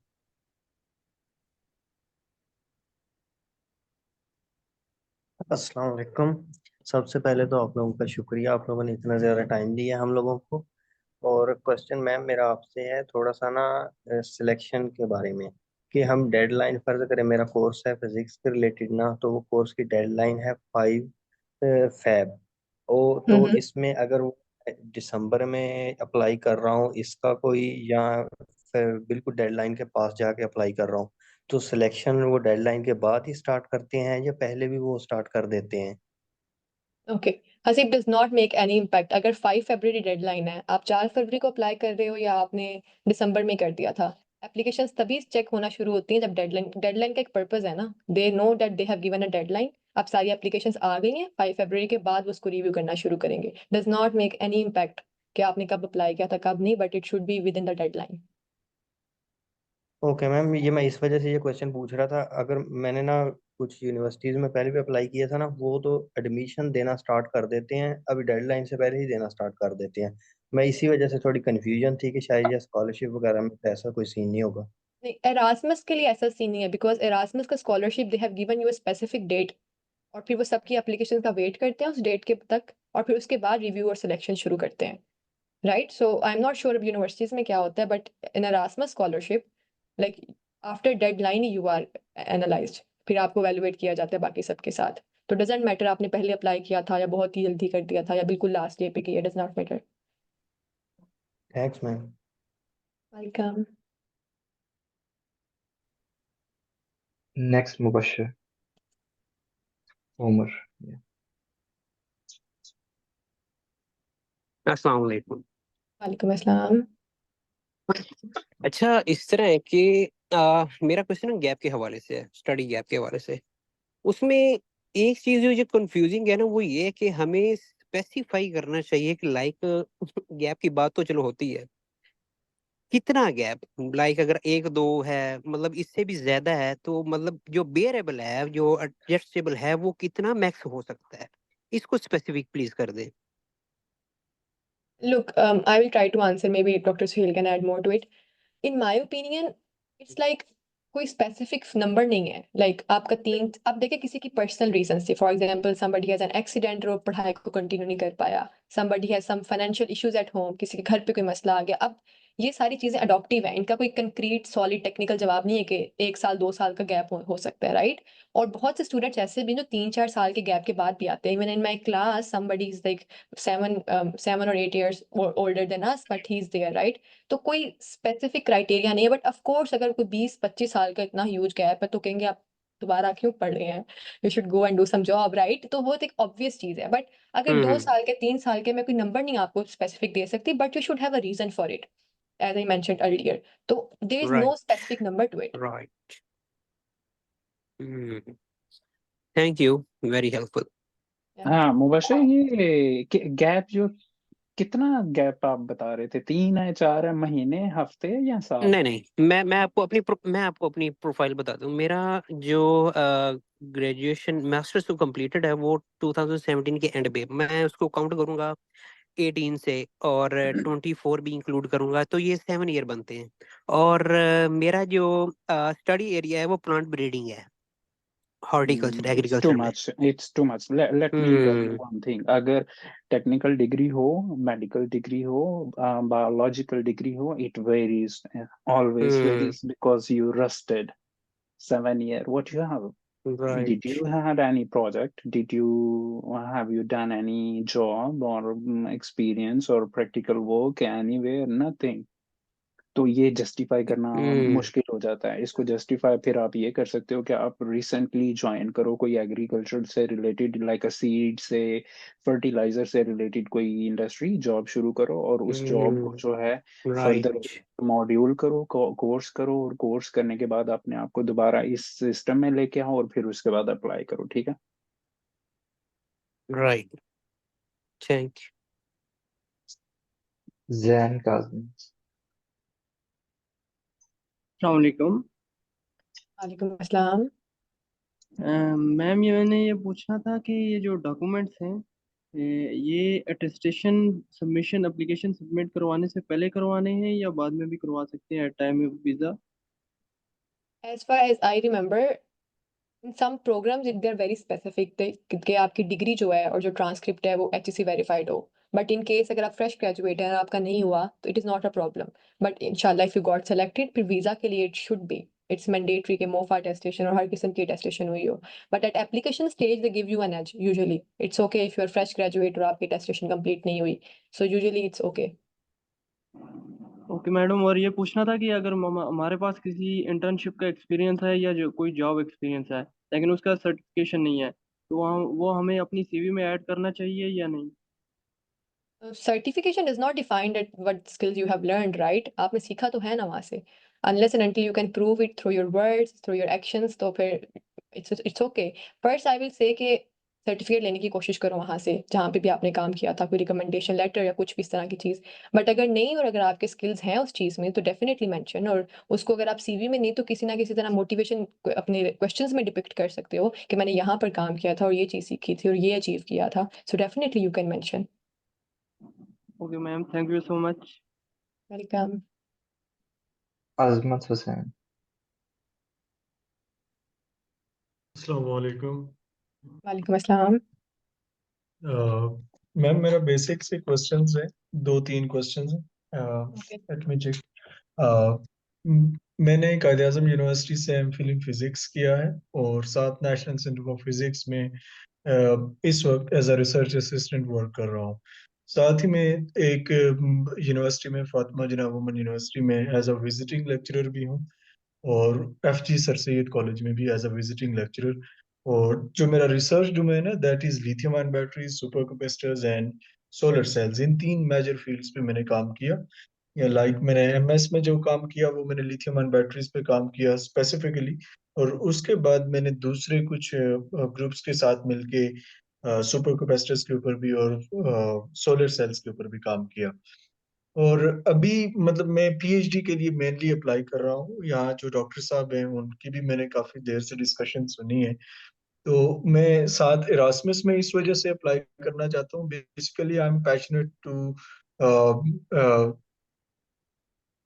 Move the world, मतलब मैं दुनिया में घूमना चाहता हूँ, और इरास्मस एक ऐसा प्रोग्राम है जहाँ तक मैं इसे जानता हूँ कि जहाँ तक मैंने मतलब इसके ऊपर रिसर्च की है, तो ये मल्टीपल यूनिवर्सिटीज में, मल्टीपल कंट्रीज में आपको भेजता है, एटलीस्ट 4 कंट्रीज में आपको भेजता है। तो नो, एक ये भी एटलीस्ट है 2, जब मैं। मैक्सिमम 4। ओके वेल, या यस मैक्सिमम 4, या मैक्सिमम 4। तो अब इसमें ये है कि जब मैं बीएस किया था तो उस वक्त मुझे इसका नॉलेज नहीं था, क्योंकि कोविड से फौरन हम जो ही फारिग हुए तो मतलब जो ही मैं अपने बीएस से फारिग हुआ तो कोविड आ गया था। अभी मेरी जो प्रोफाइल है उसमें ये है कि मेरी 7 पब्लिकेशंस हैं अबाउट, मेरा जो इम्पैक्ट फैक्टर बनता है 27 के अराउंड बनता है। और उसके साथ मैंने कमिंग मंथ के लिए मैंने ली है आइल्स की बुकिंग भी की हुई है। 13 नवंबर को मेरा आइल्स का टेस्ट भी है, अच्छा, और उसके अलावा मतलब ये मेरा प्रोफाइल है और 3.74 CGPA मेरा आउट ऑफ 4। तो क्या मैं MS के लिए दोबारा इरास्मस पे अप्लाई करूं? Have I much chances to select और not? Azmat, I will move your question to Dr. Suhail, but I just want to say कि अगर पास्ट में कोई चीज़ आपको नॉलेज नहीं था और वो हाथ से निकल गई है, तो यकीन करें फ्यूचर में बहुत सी इससे भी बेहतर अपॉर्चुनिटीज होंगी। आई एम नॉट सेइंग कि Erasmus, of course it is a very great opportunity, but अगर आप PhD करने या किसी और मतलब दोबारा मास्टर्स नहीं करते और जॉब करने या PhD के लिए भी बाहर आते हैं, you still have chance to visit many countries. Once you are there, once you settle, तो आप फिर भी घूम फिर सकते हैं। Erasmus आप दोबारा से करेंगे मास्टर, सिर्फ 2 साल के लिए घूम फिर लेंगे and then what?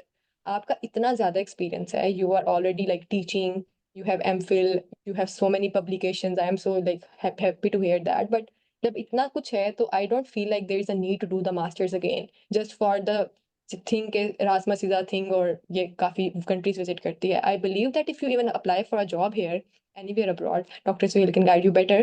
So you can like still have chance to explore so many places. So do not come to masters just for Erasmus for this reason only, because I think your profile is way stronger than it and you can go for PhD or job rather than applying again for Erasmus Masters. Thanks ma'am. Doctor साहब, आप कुछ इसके ऊपर comments करना चाहेंगे मैं please? आपको ना काफी देर से देख रहा था चैट बॉक्स में, सो काफी फ्रस्ट्रेटेड थे आप, बार बार मैसेजिंग और नंबर सर काउंट मैं कर रहे थे। एक्चुअली मैं बहुत कम मतलब मैं ये मतलब टॉक्स वगैरह सुनता हूँ, और मैं यहाँ पे देख रहा था कि बहुत सारे लोग ऐसे ही रफ से क्वेश्चन, सबर ये जी डिग्री सबर अटेस्ट करवा सबर लूँ, गूगल को you देख के you you said search he you नहीं said करते। you are teaching. When you are teaching, Yes, you Patience. are this is the only ingredient. Yeah.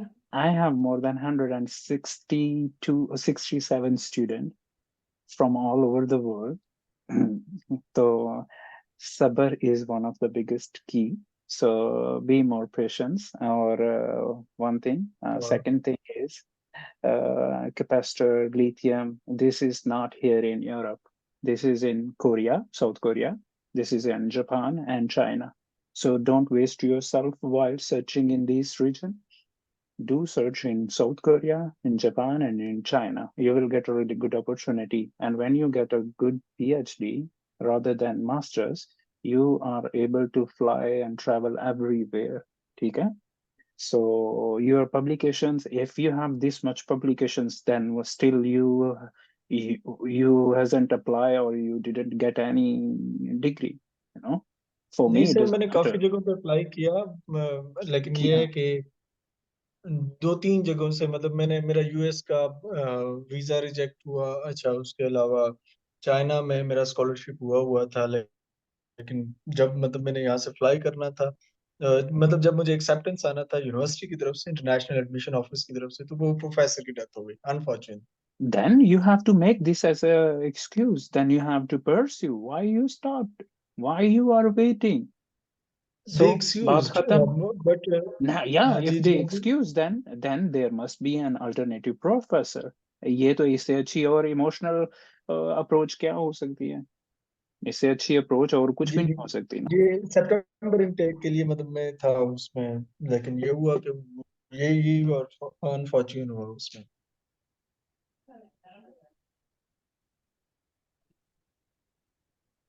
Hello,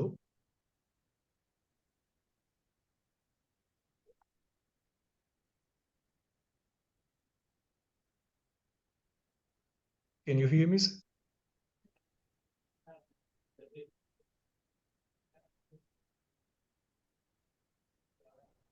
Yes, we can hear you.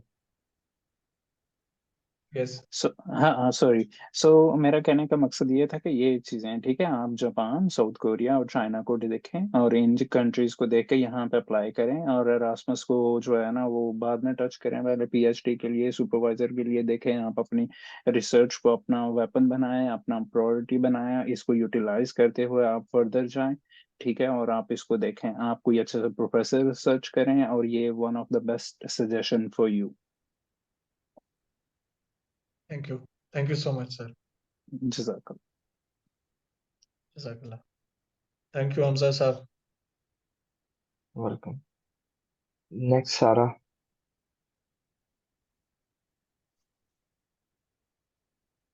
Hello, Assalamu alaikum. वालेकुम अस्सलाम। Okay, so you can hear me. मेरा question ये है कि जब हम किसी ऐसी जगह पे अप्लाई कर रहे हैं जहाँ पे हमारा इंटरेक्शन प्रोफेसर के साथ होता है, we can read the publication. लेकिन जब हम किसी ऐसी यूनिवर्सिटी में अप्लाई कर रहे हैं जहाँ पे जस्ट हमने एप्लीकेशन सबमिट करानी है और अब हमारे पास कुछ क्वेश्चंस होते हैं, जैसे हमने राइट करना है अपने इंटरेस्ट को, या हमने बताना है कि why we are choosing this university or why we are choosing this subject or why we are choosing this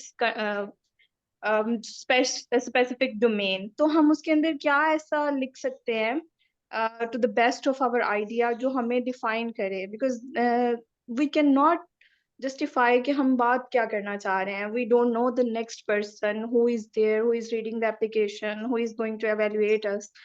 So I have been very puzzled in this kind of scholarship applications because I'm fresh graduate and I haven't been so familiar to these kinds of application procedures. So मुझे अच्छा लगा कि अभी मेरे पास बहुत अच्छे लोग हैं जिनसे मैं ये क्वेश्चन कर सकती हूँ। That is not relevant to Erasmus, but I just need to ask this question कि जब हमें पता ही नहीं है हम किसके लिए बात कर रहे हैं, तो हम कैसे उसको बहुत अच्छा लिख सकते हैं। Yeah, Sarah, I got your question. So even if you're not asking about Erasmus, तो Erasmus पे भी तो ऐसे ही होता है। हम सिर्फ एक डॉक्यूमेंट के जरिए एक दूसरे से कनेक्शन में होते हैं। अब मुझे भी नहीं पता था कि सामने वाला कौन है जिससे मैं एप्लीकेशन फिल करके भेज रही हूँ, कौन मेरे सवाल पढ़ेगा। बट यू नो आप अप्लाई कहाँ कर रहे हो, राइट? और डिग्री हाँ क्या ना, है, अभी पता है प्रोग्राम क्या क्या है। हुआ है, मैं बताती हूँ आपको। सॉरी सॉरी, मैं ना ओपन डोर स्कॉलरशिप पे अप्लाई कर रही हूँ, उसकी मैंने एप्लीकेशन तो फिल कर रही हुई है। उसके अंदर मैंने 2 सब्जेक्ट चूज किए हुए हैं। अब मैं कितने दिन से सोच रही हूँ मैं इसके अंदर क्या लिखूं। मतलब I have lot of questions that what should I mention जो इनको Yeah. लगे कि हाँ ये कर सकती Sarah, है। you are on the right way. You know what? When I applied for Erasmus, मैंने अपने ही मोटिवेशन क्वेश्चन को हर रोज रिजेक्ट किया है। You will not believe हाँ ना, मैंने मैं भी ऐसे ही कर रही हूँ, उनको 3 दिन हो तो गए हैं। not 3 दिन, it will take months, okay? Be patient, be consistent, it's all good. And Yes, you I are am. already, let me be clear, you're already on the right path, okay? So if you are putting hard work, writing your motivation question, making it better every day, so tell me you are like already on the right path, right? And one day you will be satisfied with your answers कि हाँ अब सारा तुमने कुछ अच्छा लिख लिया, कुछ अलग लिख लिया।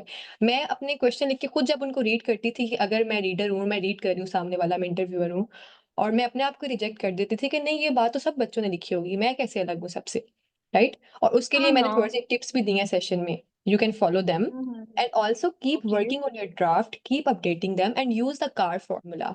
Have you heard about the session? मैंने कार फॉर्मूला को काफी Yeah, explain I have joined throughout your session. It's been from beginning to end till now, and I have raised my hand at last कि अच्छा मैं सुन के दोबारा आपको frustrate ना करूं कि ये तो मैंने पहले बता दिया है, तो No, फिर से इसने सवाल I कर लिए।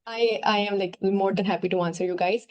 So the car or हाँ star हाँ। formula really helps उसको, बिकॉज वो आपको क्वांटिटी दे देता है ना, क्वालिटेटिव नहीं रहता डाटा आपका। आप मेंशन करते हो कि इन 2018 and in this time period मैंने ये डायग्नोस किया, ये सर्टेन एक्शन लिए, 2 या 3 एक्शन मेंशन करो, और फिर रिजल्ट्स, उसके मेजरेबल रिजल्ट्स मेंशन करो। बस ये नहीं कि काम अच्छा हो गया end पे, उसके रिजल्ट्स मेजर करो और दिन ब दिन उसको मजीद स्पेसिफिक बनाते जाओ। फॉर एग्जाम्पल आपने किसी इंटर्नशिप में काम किया है और आप कार फॉर्मूला यूज करके उसको लिख रही हो, तो फिर पॉसिबल ही नहीं है कि किसी और से आपका मिलता होगा, right? You are already unique जब आपने इतना स्पेसिफिक है, हाँ।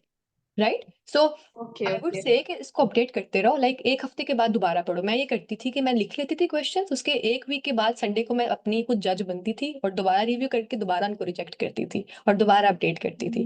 तो you will reach at a point where you think हाँ अब I have done something better, right? So एक तो पीस, थोड़ी सी कंसिस्टेंसी लानी पड़ेगी, थोड़ा पेशेंस भी लाना पड़ेगा। I know it's hard, so that's totally okay. Keep updating. और दूसरा, जब आप एक फाइनल ड्राफ्ट पे पहुंच जाओ, get it reviewed, it really help know the other person perspective. So yeah, we are here to help you in that term. और I think yeah, you are already on the right path. अगर आप इस चीज से struggle कर रही हैं ना, इसका मतलब है you are on the right direction. Thank you so much. And I just not in good my CGPA. This is about 3.8. So I thought Wait a कि I minute, you just should. said you are What not good? What? again? What we This have girl heard? thing. This Girl. yeah. This is girly girl because Very most of girls the thing.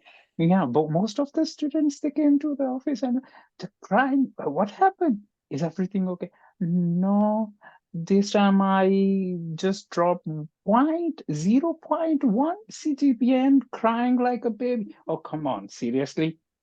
Boys are even happy with I the would just request, I would just like to request. 3.02. We are even happy with the 3.02. I would Just support kidding. Sara in this case कि हम लड़कियों को Just थोड़ा सा मसला है. We are नहीं, like psychologically sick in this term कि हमें बहुत उलझन होती है कि हमारे क्यों कम नंबर आए. But be like make your peace with it, Sara. 3.8 is exceptional. It's amazing, girl.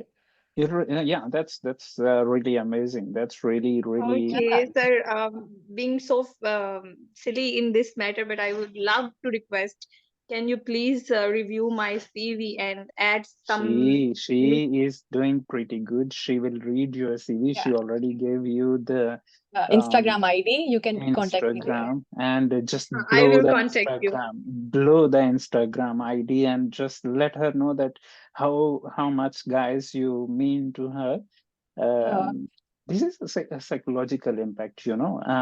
This is a growth phase. What I noticed, I'm sorry to say, but you need to be more patient. You need to be Inshallah, inshallah. Yes. relaxed, Okay. more Yes. relaxed and patience. And when you are not relaxed and in a hurry, you are Mm-hmm. writing again and again, and yet you are writing wrong and irrelevant. And when it comes to giving these answers, first of all, you has to be honest with yourself. जब आपको पता ही नहीं आपने करना क्या है, जब आपको पता ही नहीं आपने क्या किया है, जब आपको पता ही नहीं आप कहाँ पे अप्लाई कर रही हैं, आप ये सोच ही नहीं रही, कंफ्यूज्ड है, तो फिर आप ये Mm-hmm. ऑनेस्ट आंसर कैसे रिप्लाई करेंगी? आप कैसे अप्लाई करेंगी? आप कैसे बताएंगी कि मैं ये इसलिए कर रही हूँ?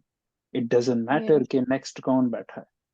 This Exactly. Is Okay. Not the point. This is not the point कि आगे कौन बैठा है. Mm-hmm. But I also Yes. felt that Sara is very clear about the why and what and where. But she has like this perfectionist कीड़ा जो उसको सुकून नहीं करने दे रहा. Yeah, So I would it should be say, like this. It should be yeah, like this. But you will get frustrated, girl. So just relax. Just do not No, I was feel. not frustrated. नहीं नहीं, मैं frustrated बिल्कुल नहीं थी. कुछ भी नहीं था. Even मैंने बहुत सारे while writing मैंने लिखा, फिर मैंने उसको remove किया. मैंने कहा नहीं, किसी से पूछ लेती हूँ. फिर मैंने मैसेज किया अपने you सर should को, उन्होंने you मुझे should थोड़ा सा आंसर किया. trust. You should Yes. trust your guts. You should trust your feelings, and you should trust on your instincts. Okay. Okay. 3.80 sir ने नहीं ली, ना ही अरफा ने लिया, ना ही मैंने लिया है, ये आपने लिया. ठीक है. तो ये Hmm. जिसने 3.80 लिया उसको पता होना चाहिए कि वो क्या कर रही है, वो क्या करना चाह रही है. यस, एज शी मेंशन के रिव्यू करें और उसको देखें, एक अच्छी चीज़ है, प्लस पॉइंट है, उसको ऐड ऑन करना चाहिए. But again, patience is one of the best thing for you right now. Yes, I will follow this tip and Drink मैं इसको lots अपने of पल्लू से water. बांध रही हूँ. Yeah. हाँ जी, Drink इंशाल्लाह. lots Thank of you. water, walk whenever you go for you wanted to write something really important, just go for a walk like a 5 to 10 minutes, eat something Hmm. sweet and come back, and while walking just think and then write it down and then leave it. Yeah. Okay. Just a little thing that you guys are very lucky that you are attending these sessions. You have like Facebook groups and idea. Believe me, मैंने अपने motivation question किसी से भी review नहीं करवाए थे.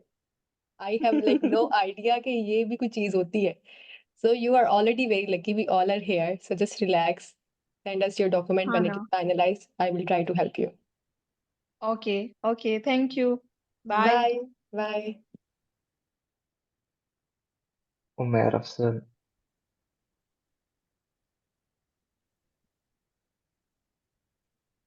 Otherwise, next Qasim.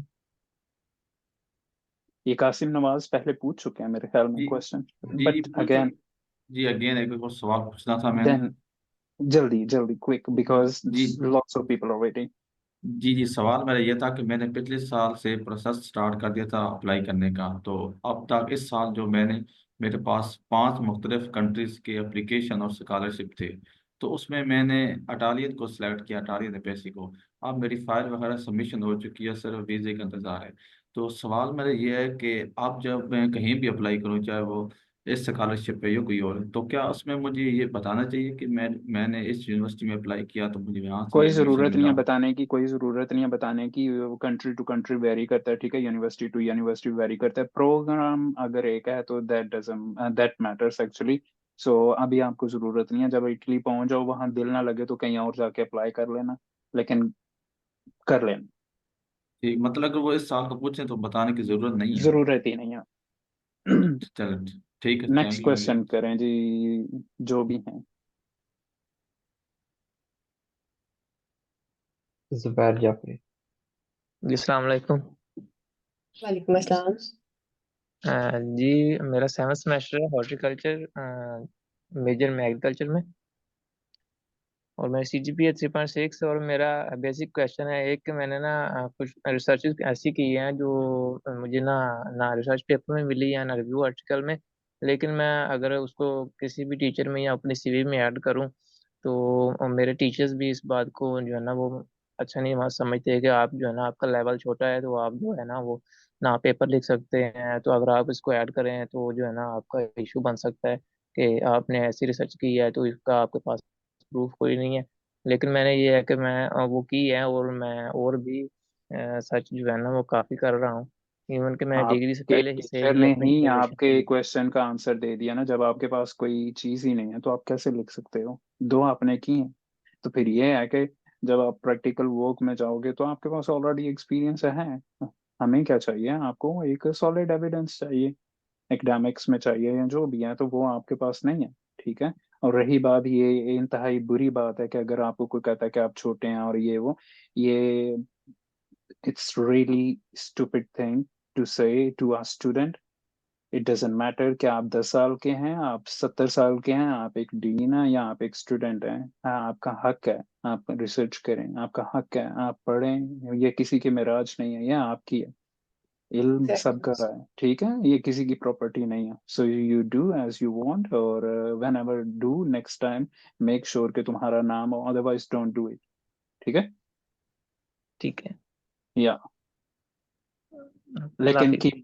Keep doing, ठीक है, तुम अच्छा काम कर रहे हो, ये अपने इल्म के लिए, अपने नॉलेज के लिए, लेकिन इस दफा अपने काम के लिए, अपनी बात के लिए लड़ना है, ठीक है। और ये स्टूपिड थिंग है कि कोई आपको कहता है कि ये ना करो वो ना करो, आप करो, बट डोंट बी लेकिन ये कि मैं पॉलिटिकल। अपना आइडिया भी शेयर करने से, क्योंकि आपने जब research share and result share आप योर किसी को आइडिया, बताते हैं ना शेयर, तो डोंट केयर, ये शेयर योर आइडिया, जी, डोंट केयर। तो अगर छुपा कर रखूं तो बताऊं किसको, यही मुझे जो है ना टेंशन है, क्योंकि इन्वेंट्री है कुछ, यानी कि आप कह सकते हैं कि जिस तरह पोमेटो बना है, या आप कह सकते हैं कि ऑस्ट्रेलिया में कुछ इस तरह रिसर्च हुई है कि आपको रूट स्टॉक और है और साइंस स्टॉक और यूज किया है, तो इसी तरह मैं वीड्स पर सर्च कर रहा हूँ, और इवन कि मैंने अभी भी स्टार्ट आप करना है बजाय अपने तो। टीचर से आइडिया शेयर करने के बाहर कोई प्रोफेसर वगैरह ढूंढें, उनके साथ करें। आप अपना लिंक्डइन प्रोफाइल बनाएं, वहां पे आइडिया शेयर करें, अपने इंटरेस्ट से रिलेटेड लोगों को ऐड करें और वो आपको बैक ऐड करेंगे, ठीक है। तो मुझे 8th सेमेस्टर में अप्लाई करना चाहिए स्कॉलरशिप, जब या फिर मैं 7th से स्टार्टिंग करूँ? 7th से स्टार्ट कर दूं।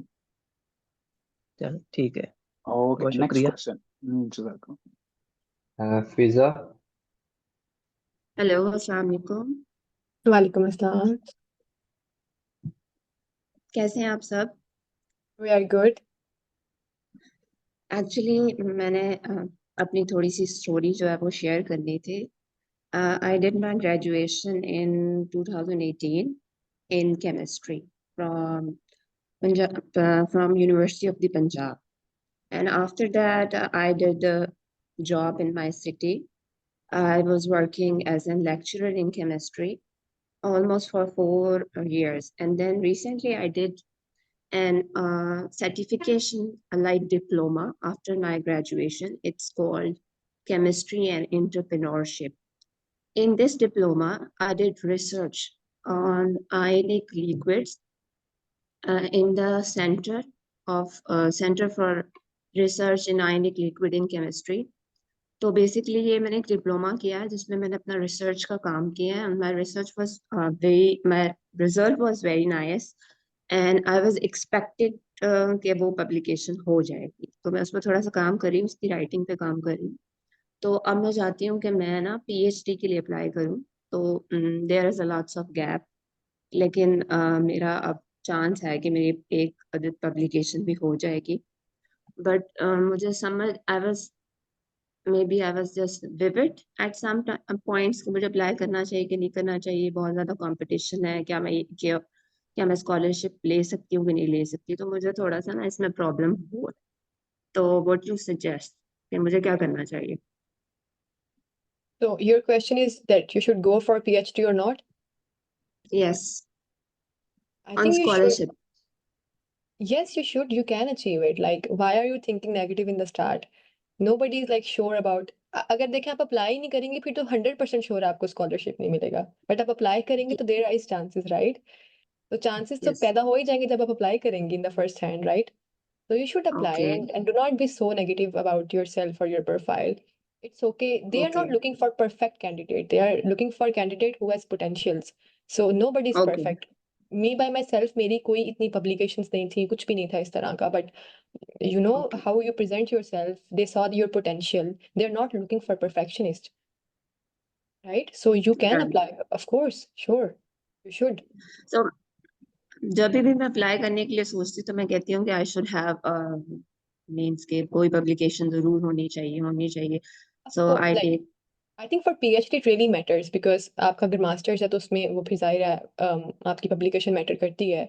And I am not like into PhD application procedures अभी तक, but doctor Suhail can guide you better, but I think that these things matter, but at the same time आप इन चीज़ों के लिए ट्राई करें और अप्लाई भी ज़रूर करें बिकॉज कहीं ना कहीं तो दे विल एक्सेप्ट. और ऐसा नहीं है कि आपकी बाकी चीज़ें स्ट्रांग नहीं है. I heard that there are many good things in your profile. Okay, thank you. It's some kind of appealing. So I don't take this thing for granted. Yeah, sure, because you shouldn't take yourself for granted. Of course, there are many good things in your profile. You should work hard. अगर कोई paper research आ जाता है तो बहुत अच्छी बात है, paper publication हो जाती है तो, बट तब तक आप साथ साथ अप्लाई भी करें and be hopeful. Okay, thank you so much. And lastly, I should all आप सबको congratulate करना चाहती हूँ. You conduct a very good session. But मैं ये चाहती थी कि अगर इस सेशन की हमें रिकॉर्डिंग प्रोवाइड हो जाती तो वो this is possible. Already recording है, हमजा जो है वो आपको शेयर कर देंगे, वहां से ले लें. Okay. मैं क्विकली इसको वाइंड अप करूंगा. बात यह है कि the way you speak, the way you describe each and everything, it wasn't that much confident. आप में बहुत ज्यादा लो कॉन्फिडेंस था और अभी भी है. I don't know why. So you shouldn't be like this. और ये किसी की प्रॉपर्टी नहीं है. You can apply any way any time. Just keep in mind about age factor, number one, and some other personal attachment or engagements.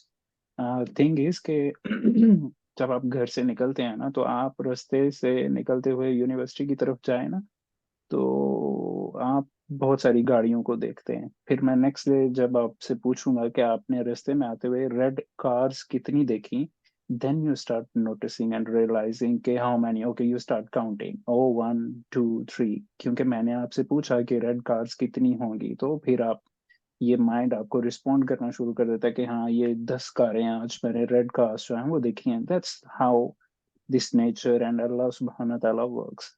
He always gave you so many opportunities, but you never notice, like a red car. So when you start noticing, you will get one of them opportunity, या job या जो भी चीज है. So be more confident और apply as much as. और ये जरूरी नहीं है यूरोपीय यूनियन में आप अप्लाई करें. आप चाइना में अप्लाई करें, आप साउथ कोरिया में करें, आप वियतनाम में करें, कहीं पे भी करें. Just leave one station. ये सीढ़ी का पहला स्टेप है, ठीक है. दूसरी जगह जाएं, वहां पे जाके वहां से अप्लाई करें, तीसरी जगह अप्लाई करें, चौथी जगह अप्लाई करें, पांचवी जगह अप्लाई करें, वहां से अच्छी से अच्छी जगह पे जाएं, अच्छी से अच्छी अपॉर्चुनिटी ग्रैब करें. Don't sit back, don't stay back, just do apply. Don't think कि मुझे ये करना चाहिए. आप जिंदगी के इतने इतने जो हैं वो बड़े फैसले ले चुकी होंगी, और इस फैसले के लिए जो है वो इतना वेट करना और पूछना और कंफ्यूज होना, you shouldn't do like that. You should proceed what you are thinking because it's your life, your decision. This is what you want.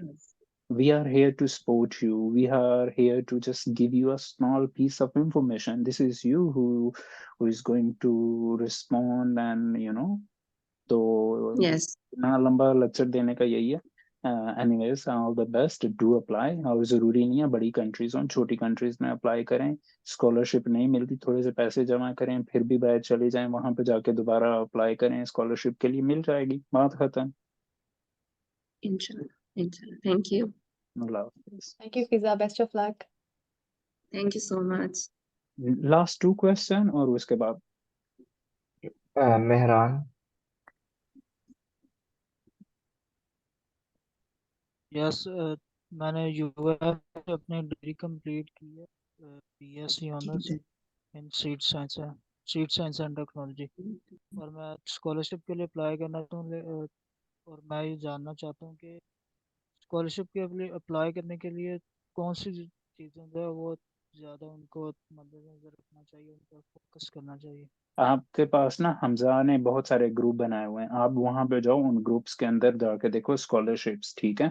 फिर आप अपने प्लांट से रिलेटेड जितनी भी स्कॉलरशिप्स हैं ना उनको सर्च करो, उनको 1 बाय 1 डिटेल में पढ़ो.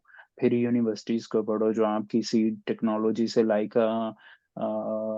जो क्या है, फ्रंटियरा है, और उसके बाद और कौन सी हैं, जो कारगिल है, और BASE बेस है, फिर वो सानो है. ये बहुत सारी ऐसी कंपनीज हैं, ठीक है, जो ये चीज़ें ऑफर करती हैं. उनकी वेबसाइट्स पे जाओ, देखो कौन सी न्यू टेक्नोलॉजीज हैं. माइस पे कौन सी कंपनीज काम कर रही हैं, मकई पे. फिर उसके बाद सोयाबीन एक नया इंग्रेडिएंट है, उस पे कौन से लोग काम कर रहे हैं, उन चीज़ों को देखो, उनसे पढ़ो, उनसे इंफॉर्मेशन लो. फिर एक पेज लो रजिस्टर के ऊपर, उनके ऊपर लिखो कैसे अप्लाई करना है, डॉक्यूमेंट्स लिस्ट लेनी है, वो उस ग्रुप में मौजूद हैं. फिर उसके बाद देखो यूनिवर्सिटीज कौन सी हैं, फिर अप्लाई कैसे करना है, उनकी डेट्स कब हैं, ठीक है. तो ऐसे अप्लाई करो. ये आपके लिए बिगिनिंग है, स्टार्ट में ही है, ठीक है. ऐसे करोगे तो आपको ज्यादा फायदा होगा. Okay sir. ठीक है मेहरान, लेकिन अप्लाई करना है, ठीक है. ये इन एक मिनट, चीजों मैं को पढ़ा एक और करो. हाँ पूछो पूछो, तुम्हारे लिए बैठे हैं. हाँ जी. मैंने पूछा था, आपने जो कंपनीज के नेम बताए हैं वो आप टाइप कर देंगे? नहीं, मैं नहीं टाइप करूंगा, ये तुम्हारी ड्यूटी है. एटलीस्ट तुम इतना कर सकते हो, ये तुम्हारी जरूरत है, ठीक है. हम लोग चम्मच पकड़ के नहीं बैठे. एटलीस्ट ये इतनी एफर्ट तो तुम लोगों को करनी है ना. तुम लोगों के पास गूगल नहीं है, वहां पे सर्च इंजन नहीं है, वहां पे सर्च करो, देखो कि हर चीज अच्छा, बनी ये बनाई मिले, जो ये तो अच्छी चीज कंपनीज है. जो जो कंपनीज हैं वो भी स्कॉलरशिप प्रोवाइड करती हैं? वो तुम्हें देखना है, हाँ कुछ करती हैं कुछ नहीं करती, वो तुम ढूंढो. हाँ जी, कॉपी ये पेंसिल लो, ये पकड़ो, वजह से बैठो. पूछना चाहता हूँ क्योंकि जो कंपनीज हैं वो तो सारे जॉब ऑफर करेंगे. तुम जो कहा है उस तरीके से करो, तुम्हें बहुत कुछ मिलेगा. Okay sir, thank you. Okay. दानिया मुस्तफ़ा. अस्सलाम वालेकुम. और हाँ, मैंने एक्चुअली बीएस बायोटेक्नोलॉजी की हुई है, तो उसके बाद ना यानी मैंने काफ़ी ज़्यादा मेरा यानी पब्लिकेशंस वगैरह हैं डिफरेंट किस्म की. एक मेरी मतलब नैनो बायोटेक्नोलॉजी के अंदर पब्लिकेशन है, एग्रीकल्चर बायोटेक्नोलॉजी में भी है, माइक्रोबियल बायोटेक्नोलॉजी में, फूड बायोटेक्नोलॉजी में. तो मुझे एक्चुअली डिफिकल्टी फेस हो रही है कि मेरा जो मतलब रिसर्च एक्सपीरियंस रहा है या फिर जो वैसे भी वर्कशॉप्स का एक्सपीरियंस रहा है वो बहुत डाइवर्स है हर डिफरेंट फील्ड के अंदर ना. तो मैंने आगे एग्रीकल्चर बायोटेक्नोलॉजी के अंदर शॉर्टलिस्ट किया, मतलब कि मैं उसके अंदर करना चाह रहा हूँ. तो उसके अंदर मुझे अपनी सारी जो है ना डिफरेंट एक्सपीरियंसेस, इनको एक तरह एक दूसरे के ऊपर स्टैक करने में ना मुश्किल हो रही है कि इनको प्रॉपर्ली किस तरह चैनल किया जा सकता है किसी एक फील्ड के अंदर. तो उसके रिगार्डिंग में गाइडेंस चाहता था क्योंकि मैं आगे प्लांट साइंस वगैरह में जानना चाह रहा हूँ. तो ये इन सारे एक्सपीरियंसेस को, वास्ट एक्सपीरियंसेस को एक किस्म का ना स्टैक करना, चैनल करना बहुत मुश्किल है. जैसे कि आरफा की हमारे पास यहाँ पे एग्जांपल कि उनके सारा एक्सपीरियंस जो है ना काफ़ी ज़्यादा एक दूसरे के ऊपर स्टैक अप होता है और एक दूसरे को सपोर्ट करता है. तो मेरा बहुत डाइवर्स है, तो उसको एकदम से एक चैनल के थ्रू बिल्कुल यूनिफॉर्म हाँ, करना तो फिर मुश्किल है. आप तो उसके रिगार्डिंग डिसाइड करो गाइडेंस ना चाहिए आपने थी. करना क्या है. आप डिसाइड करो आपने करना क्या है. नंबर 1 आप डिसाइड करो कहाँ जाना है. नंबर 2, नंबर 3 आप डिसाइड करो किस डिग्री में जाना है. जब ये तीनों चीजें इंडिविजुअली डिसाइड कर लोगे तो फिर उसके बाद इजी होगा स्टैक करने के लिए या अरेंज करने के लिए. तो अगर एग्रो बायो टेक्नोलॉजी की है तो फिर जस्ट स्लेब एक यूनिवर्सिटी है JLU गीसन में, वो मास्टर्स करवा रही है एग्रो बायो टेक्नोलॉजी में। उसमें नैनो भी है, उसमें बायोटेक्नोलॉजी भी है, फूड टेक्नोलॉजी भी है, उसमें इंसेक्ट टेक्नोलॉजी भी है, सारा कुछ है उसमें, ब्रीडिंग एंड जेनेटिक्स भी है। तो आप I उसको just देख लो। want to add, as you said, Doctor, that my profile is like not completely relevant. I mentioned earlier, BK, I have a 2-year fellowship experience in Teach for Pakistan, which was relevant to education, right? तो exactly. आपकी तो फिर भी काफी ज्यादा overlapping है, because all these fields are still relevant, indirectly भी relevant है। तो आप इसमें से भी कितना, फॉर एग्जांपल अगर आप कह रहे हो कि आपने एक चीज चूज कर ली है, दैट्स ग्रेट, बट फिर आपको खुद क्लैरिटी होनी चाहिए, व्हाट इज योर गोल, क्या करना चाह रहे हो आप। वंस यू चूज इट, उसके बाद जो आपकी 3 4 5 डाइवर्स एक्सपीरियंस है, उनमें से भी आप थोड़ी सी बातें एक्सट्रैक्ट करके, थोड़े एक्सपीरियंस एक्सट्रैक्ट करके उसको रिलेट करके प्रेजेंट कर सकते हो। Right, are you getting my point? It's not mandatory कि बाकी भी सारे बिल्कुल एग्जैक्टली रेलिवेंट हो। आप जैसे टीच फॉर पाकिस्तान का मेरा एजुकेशन का एक्सपीरियंस था, तो उसमें मैं, मेरे टीचिंग का एक्सपीरियंस था, बाकी चीज़ों का था, तो मैंने उसको हाईलाइट नहीं किया। इंस्टेड जो प्लांट हेल्थ से और लैब में काम करने से रिलेट करी थी, मैंने उनको एक्सट्रैक्ट करके मेंशन कर दिया, like collective work, team work, adoption और डिफरेंट लोगों के साथ काम करना मैनेजेरियल और ये स्किल्स, मैनेजेरियल चीज़ें, ये कहते हैं skills. Managerial. Exactly, so you can do that, और आपके तो फिर भी बहुत रेलिवेंट है as compare to mind, so या you can do that, but first be clear that what you want to do among all. Stack करने का मकसद यही है ना, आप देखें 1 2 3 चीजें पॉइंट बनाएं, ये करना है, यहाँ करना है, इस कंट्री में करना है, then make that certificate working for you. Exactly.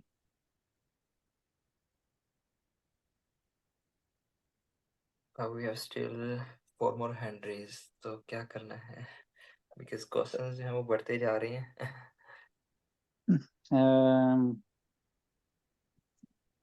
I 5 minutes more। okay, fine, okay. भूख मुझे भी शदीद लगी हुई है, 2 कप कॉफी कप जो है ना वो but it's okay. Umair Afzal, Mohammad Bilal. अस्सलाम वालेकुम बल्कि सर। चारों के माइक ऑन कर दें और इनको कहें कि 1 by 1 जो है ना वो पूछ लें, फिर बात ही खत्म। Exactly, and be precise, please, in the question. अस्सलाम वालेकुम सर। वालेकुम अस्सलाम। सर मैं उमैर अफजल बात करूं और मेरा क्वेश्चन अपॉर्चुनिटी कार्ड के मुतालिक है, और सर एक्सप्लेन कर दें। अपॉर्चुनिटी कार्ड जो है ना ग्रीन कार्ड है, ठीक है। ये अगर आपकी लैंग्वेज है B1 B2 या जर्मन लैंग्वेज है, आपकी एजुकेशन है, आपका सारा है, तो वो आप वेबसाइट पे जाओ, चांस कार्टे लिखोगे, वो आप देखो आप कितने काउंट कर रहे हो, और उसके बाद जो है ना वो आप अप्लाई कर दो। उनकी वेबसाइट पे सारी डिटेल, 10वीं का बच्चा जो है ना वो भी इजीली पढ़ सकता है, इतनी ईजी है, वहां पे जाओ पढ़ो, उसके बाद अप्लाई करो, ठीक है। सही सर। सर इस पे अगर जाकर बाय फिर स्कॉलरशिप के लिए अप्लाई करे स्टडी के जो लिए, दिल तो हो करता है सकता है करो। जर्मनी में? जो दिल करता है करो। यहाँ आओ, जॉब ढूंढो, क्या अब कहाँ पढ़ना है बिलाल? सर मेरा बेसिकली क्वेश्चन ये है कि मैंने ना BS अभी रिसेंटली किया है UF से जोलॉजी में, और नेक्स्ट में मूव ऑन करना चाहता हूँ बायोइन्फॉर्मेटिक्स में। मेरे पास कोई रिसर्च एक्सपीरियंस नहीं है। मेरा मेन क्या, मेरा फाइनल मेरा टेक्निकल रिपोर्ट होती है, वो जो मेरे सुपरवाइजर थे उन्होंने हमें रिव्यू आर्टिकल ही करवाया था, मतलब कॉपी पेस्ट ही था बेसिकली, उसमें कोई ऐसा प्लेजरिज्म नहीं था, डिटेक्शन। तो अब नेक्स्ट मैं बायोइन्फॉर्मेटिक्स से मूव ऑन करना चाहता हूँ। मेरा जो रिसर्च एरिया है कि मैं कैंसर पे रिसर्च करना चाहता हूँ। यूनिक्लिनिकम लिख लो, ठीक है, यूनिक्लिनिकम।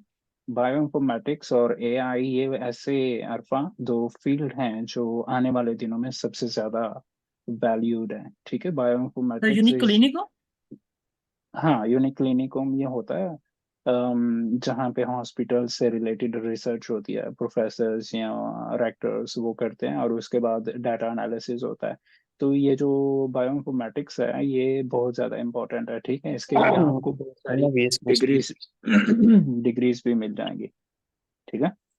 But just a thing for Bilal, that if you are switching your field, if they ask you, you should have a very good solid reason and a purpose, a goal, that why you are changing your field, right? So just be very clear yes with it. Yes, ठीक है। Majid next, I think. Hamid Ali, Hamid Ali. Hamid, या हामिद। अस्सलाम वालेकुम। बहुत बहुत वालेकुम शुक्रिया आपका। काफ़ी वक्त हमने आपका ज़ाया किया एक हिसाब से, लेकिन हमारे दो ही सवाल हैं। फिलहाल हम कर रहे हैं मास्टर्स बायोलॉजी में, इनोवेटिव मेडिसिन मेजर है ये, ओपन डोर स्कॉलरशिप है इधर मॉस्को रशिया में। और अभी यानी हम कर रहे थे MPhil clinical medicine and surgery में यूएफ से, जो कि 1 साल हुआ था और वो हम छोड़ के इधर आ गए।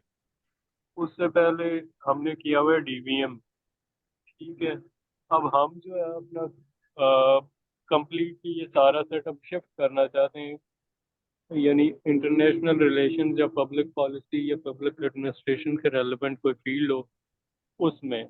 उसकी वजह ये है कि रिसेंटली जो बलदियाती इलेक्शन हुए थे हमारे मुल्क में, आप कह सकते हैं, तो उसमें हमने हिस्सा लिया। उसके बाद अब हमारा इरादा चेंज हो गया सारी, तो क्योंकि इसमें ये जो लैब रिलेटेड वर्क है इसमें कोई इतना इंट्रैक्शन नहीं होता, कोई चलें, इतना मैं मामला। सॉरी, मैं समझ गया हूँ। देखें, आपने किया हुआ डीवीएम, आपने फिर मेडिसिन में किया, और आप सडनली जो है ना वो काउंसलर बनना चाहते हैं, ये आपकी अपनी चॉइस है rather than being a doctor. ठीक है, तो I नहीं will यार I will अगर say this is one of the worst choice you are going to make. ठीक है, and I will not support this one, and I don't have any information about this to switch, because आप biology से directly human interaction पे जाएंगे तो every single person will ask the explanation, and most of them they will say okay, no, you are not capable to do that. So ठीक है, आप psychology में जा सकते हैं, आप इस तरह की कह सकते हैं साइकेट्रिस्ट में या साइकोलॉजी में, क्योंकि मेडिकल से रिलेटेड है, तो then you can apply like something humanitarian basis or something, but first you have to switch from this medical to the psycho, and then psycho to the counselor thing.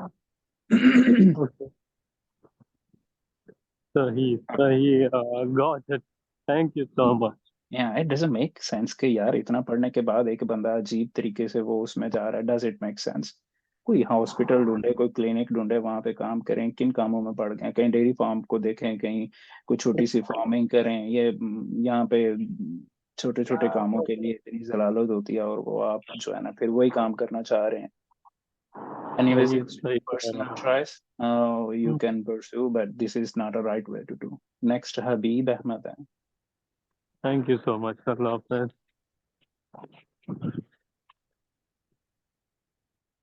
हबीब और माजिद। अस्सलाम वालेकुम sir. मेरा question ये है कि अभी ना मेरा लास्ट सेमेस्टर चल रहा है 8वां।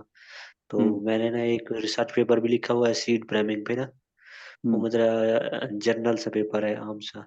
तो सर ये है कि मेरे अभी डिग्री तो कंप्लीट नहीं हुई, तो क्या मैं अप्लाई कर सकता हूँ? और सॉरी जहाँ मैंने मर्जी करो, मैम का सारा सेशन सुनो।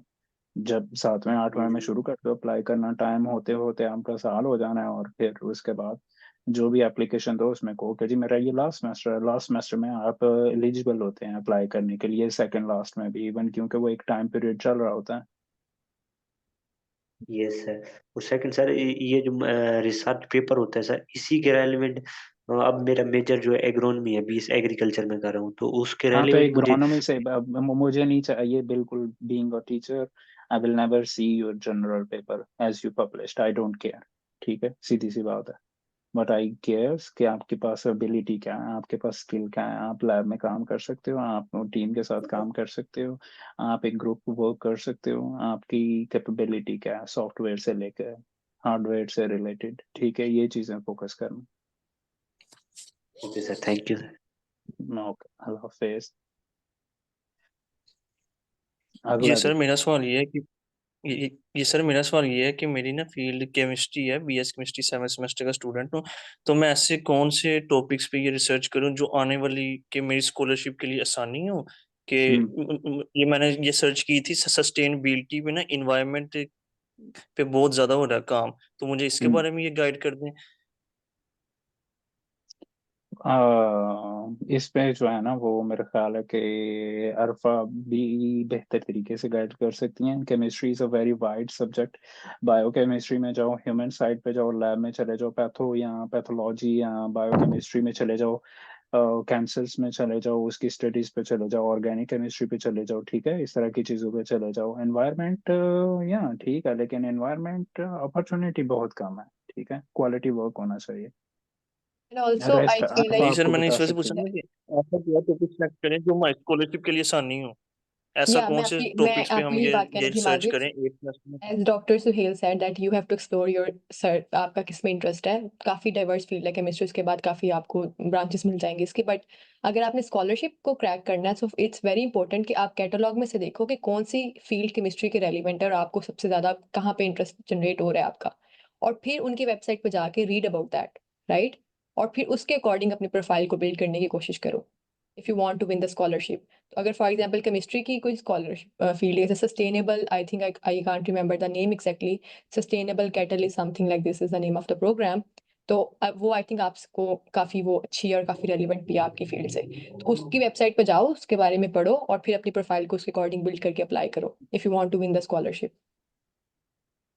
एक्सप्लोर ऑन क्योंकि देयर मैम इस वेबसाइट। तरह होता है ना, हमें कहा जाता है कि अभी आप ना छोटे हैं तो भी आप कोई ये रिसर्च नहीं कर सकते, एम फिल में आओ, क्योंकि जो हमें कहा जाता है। तो मैं कहता हूँ कि हम आप जो बीएस रिसर्च लेवल करते में हो ऐसा यार, क्या करें सिंपल इज कि दैट, ये स्कॉलरशिप बहुत हो जाए। सिक मेंटालिटी है। It's really sick mentality. I don't want to say but few faculty dean they asked me to put their name in my research, so this is a very sick mentality and really disappointed. But the thing is, जो research आप करते हो, जो पढ़ते हो, जो ideas आप लेके आते हो, लिंक्डइन प्रोफाइल बनाओ और वहां पे पेस्ट करो, लोगों को अटैक करो, पूछो, उनसे बात करो, उनको शेयर करो और वहां से अपॉर्चुनिटीज लो, ठीक है ना, अपना टाइम वेस्ट ना करो। Also, it's okay if you do not have a very solid research experience हाँ और कोई पेपर नहीं है, आप Erasmus में फिर भी अप्लाई कर सकते हो अपना पोटेंशियल दिखा के, अपना आइडिया बता के, अच्छा मोटिवेशन लिख कर। सो यू कैन हाँ, अप्लाई। लाइक बहुत ज़रूरी नहीं है कि बहुत सॉलिड किस्म की भी आपकी रिसर्च पहले हुई हुई है। ऑफ कोर्स आप यहाँ आओगे, मास्टर्स करोगे तो फिर आपकी अच्छा रिसर्च भी हो जाएगी। सो या you can apply on the basis of your bachelors और उसका कम भी एक्सपीरियंस है तो इट्स ओके।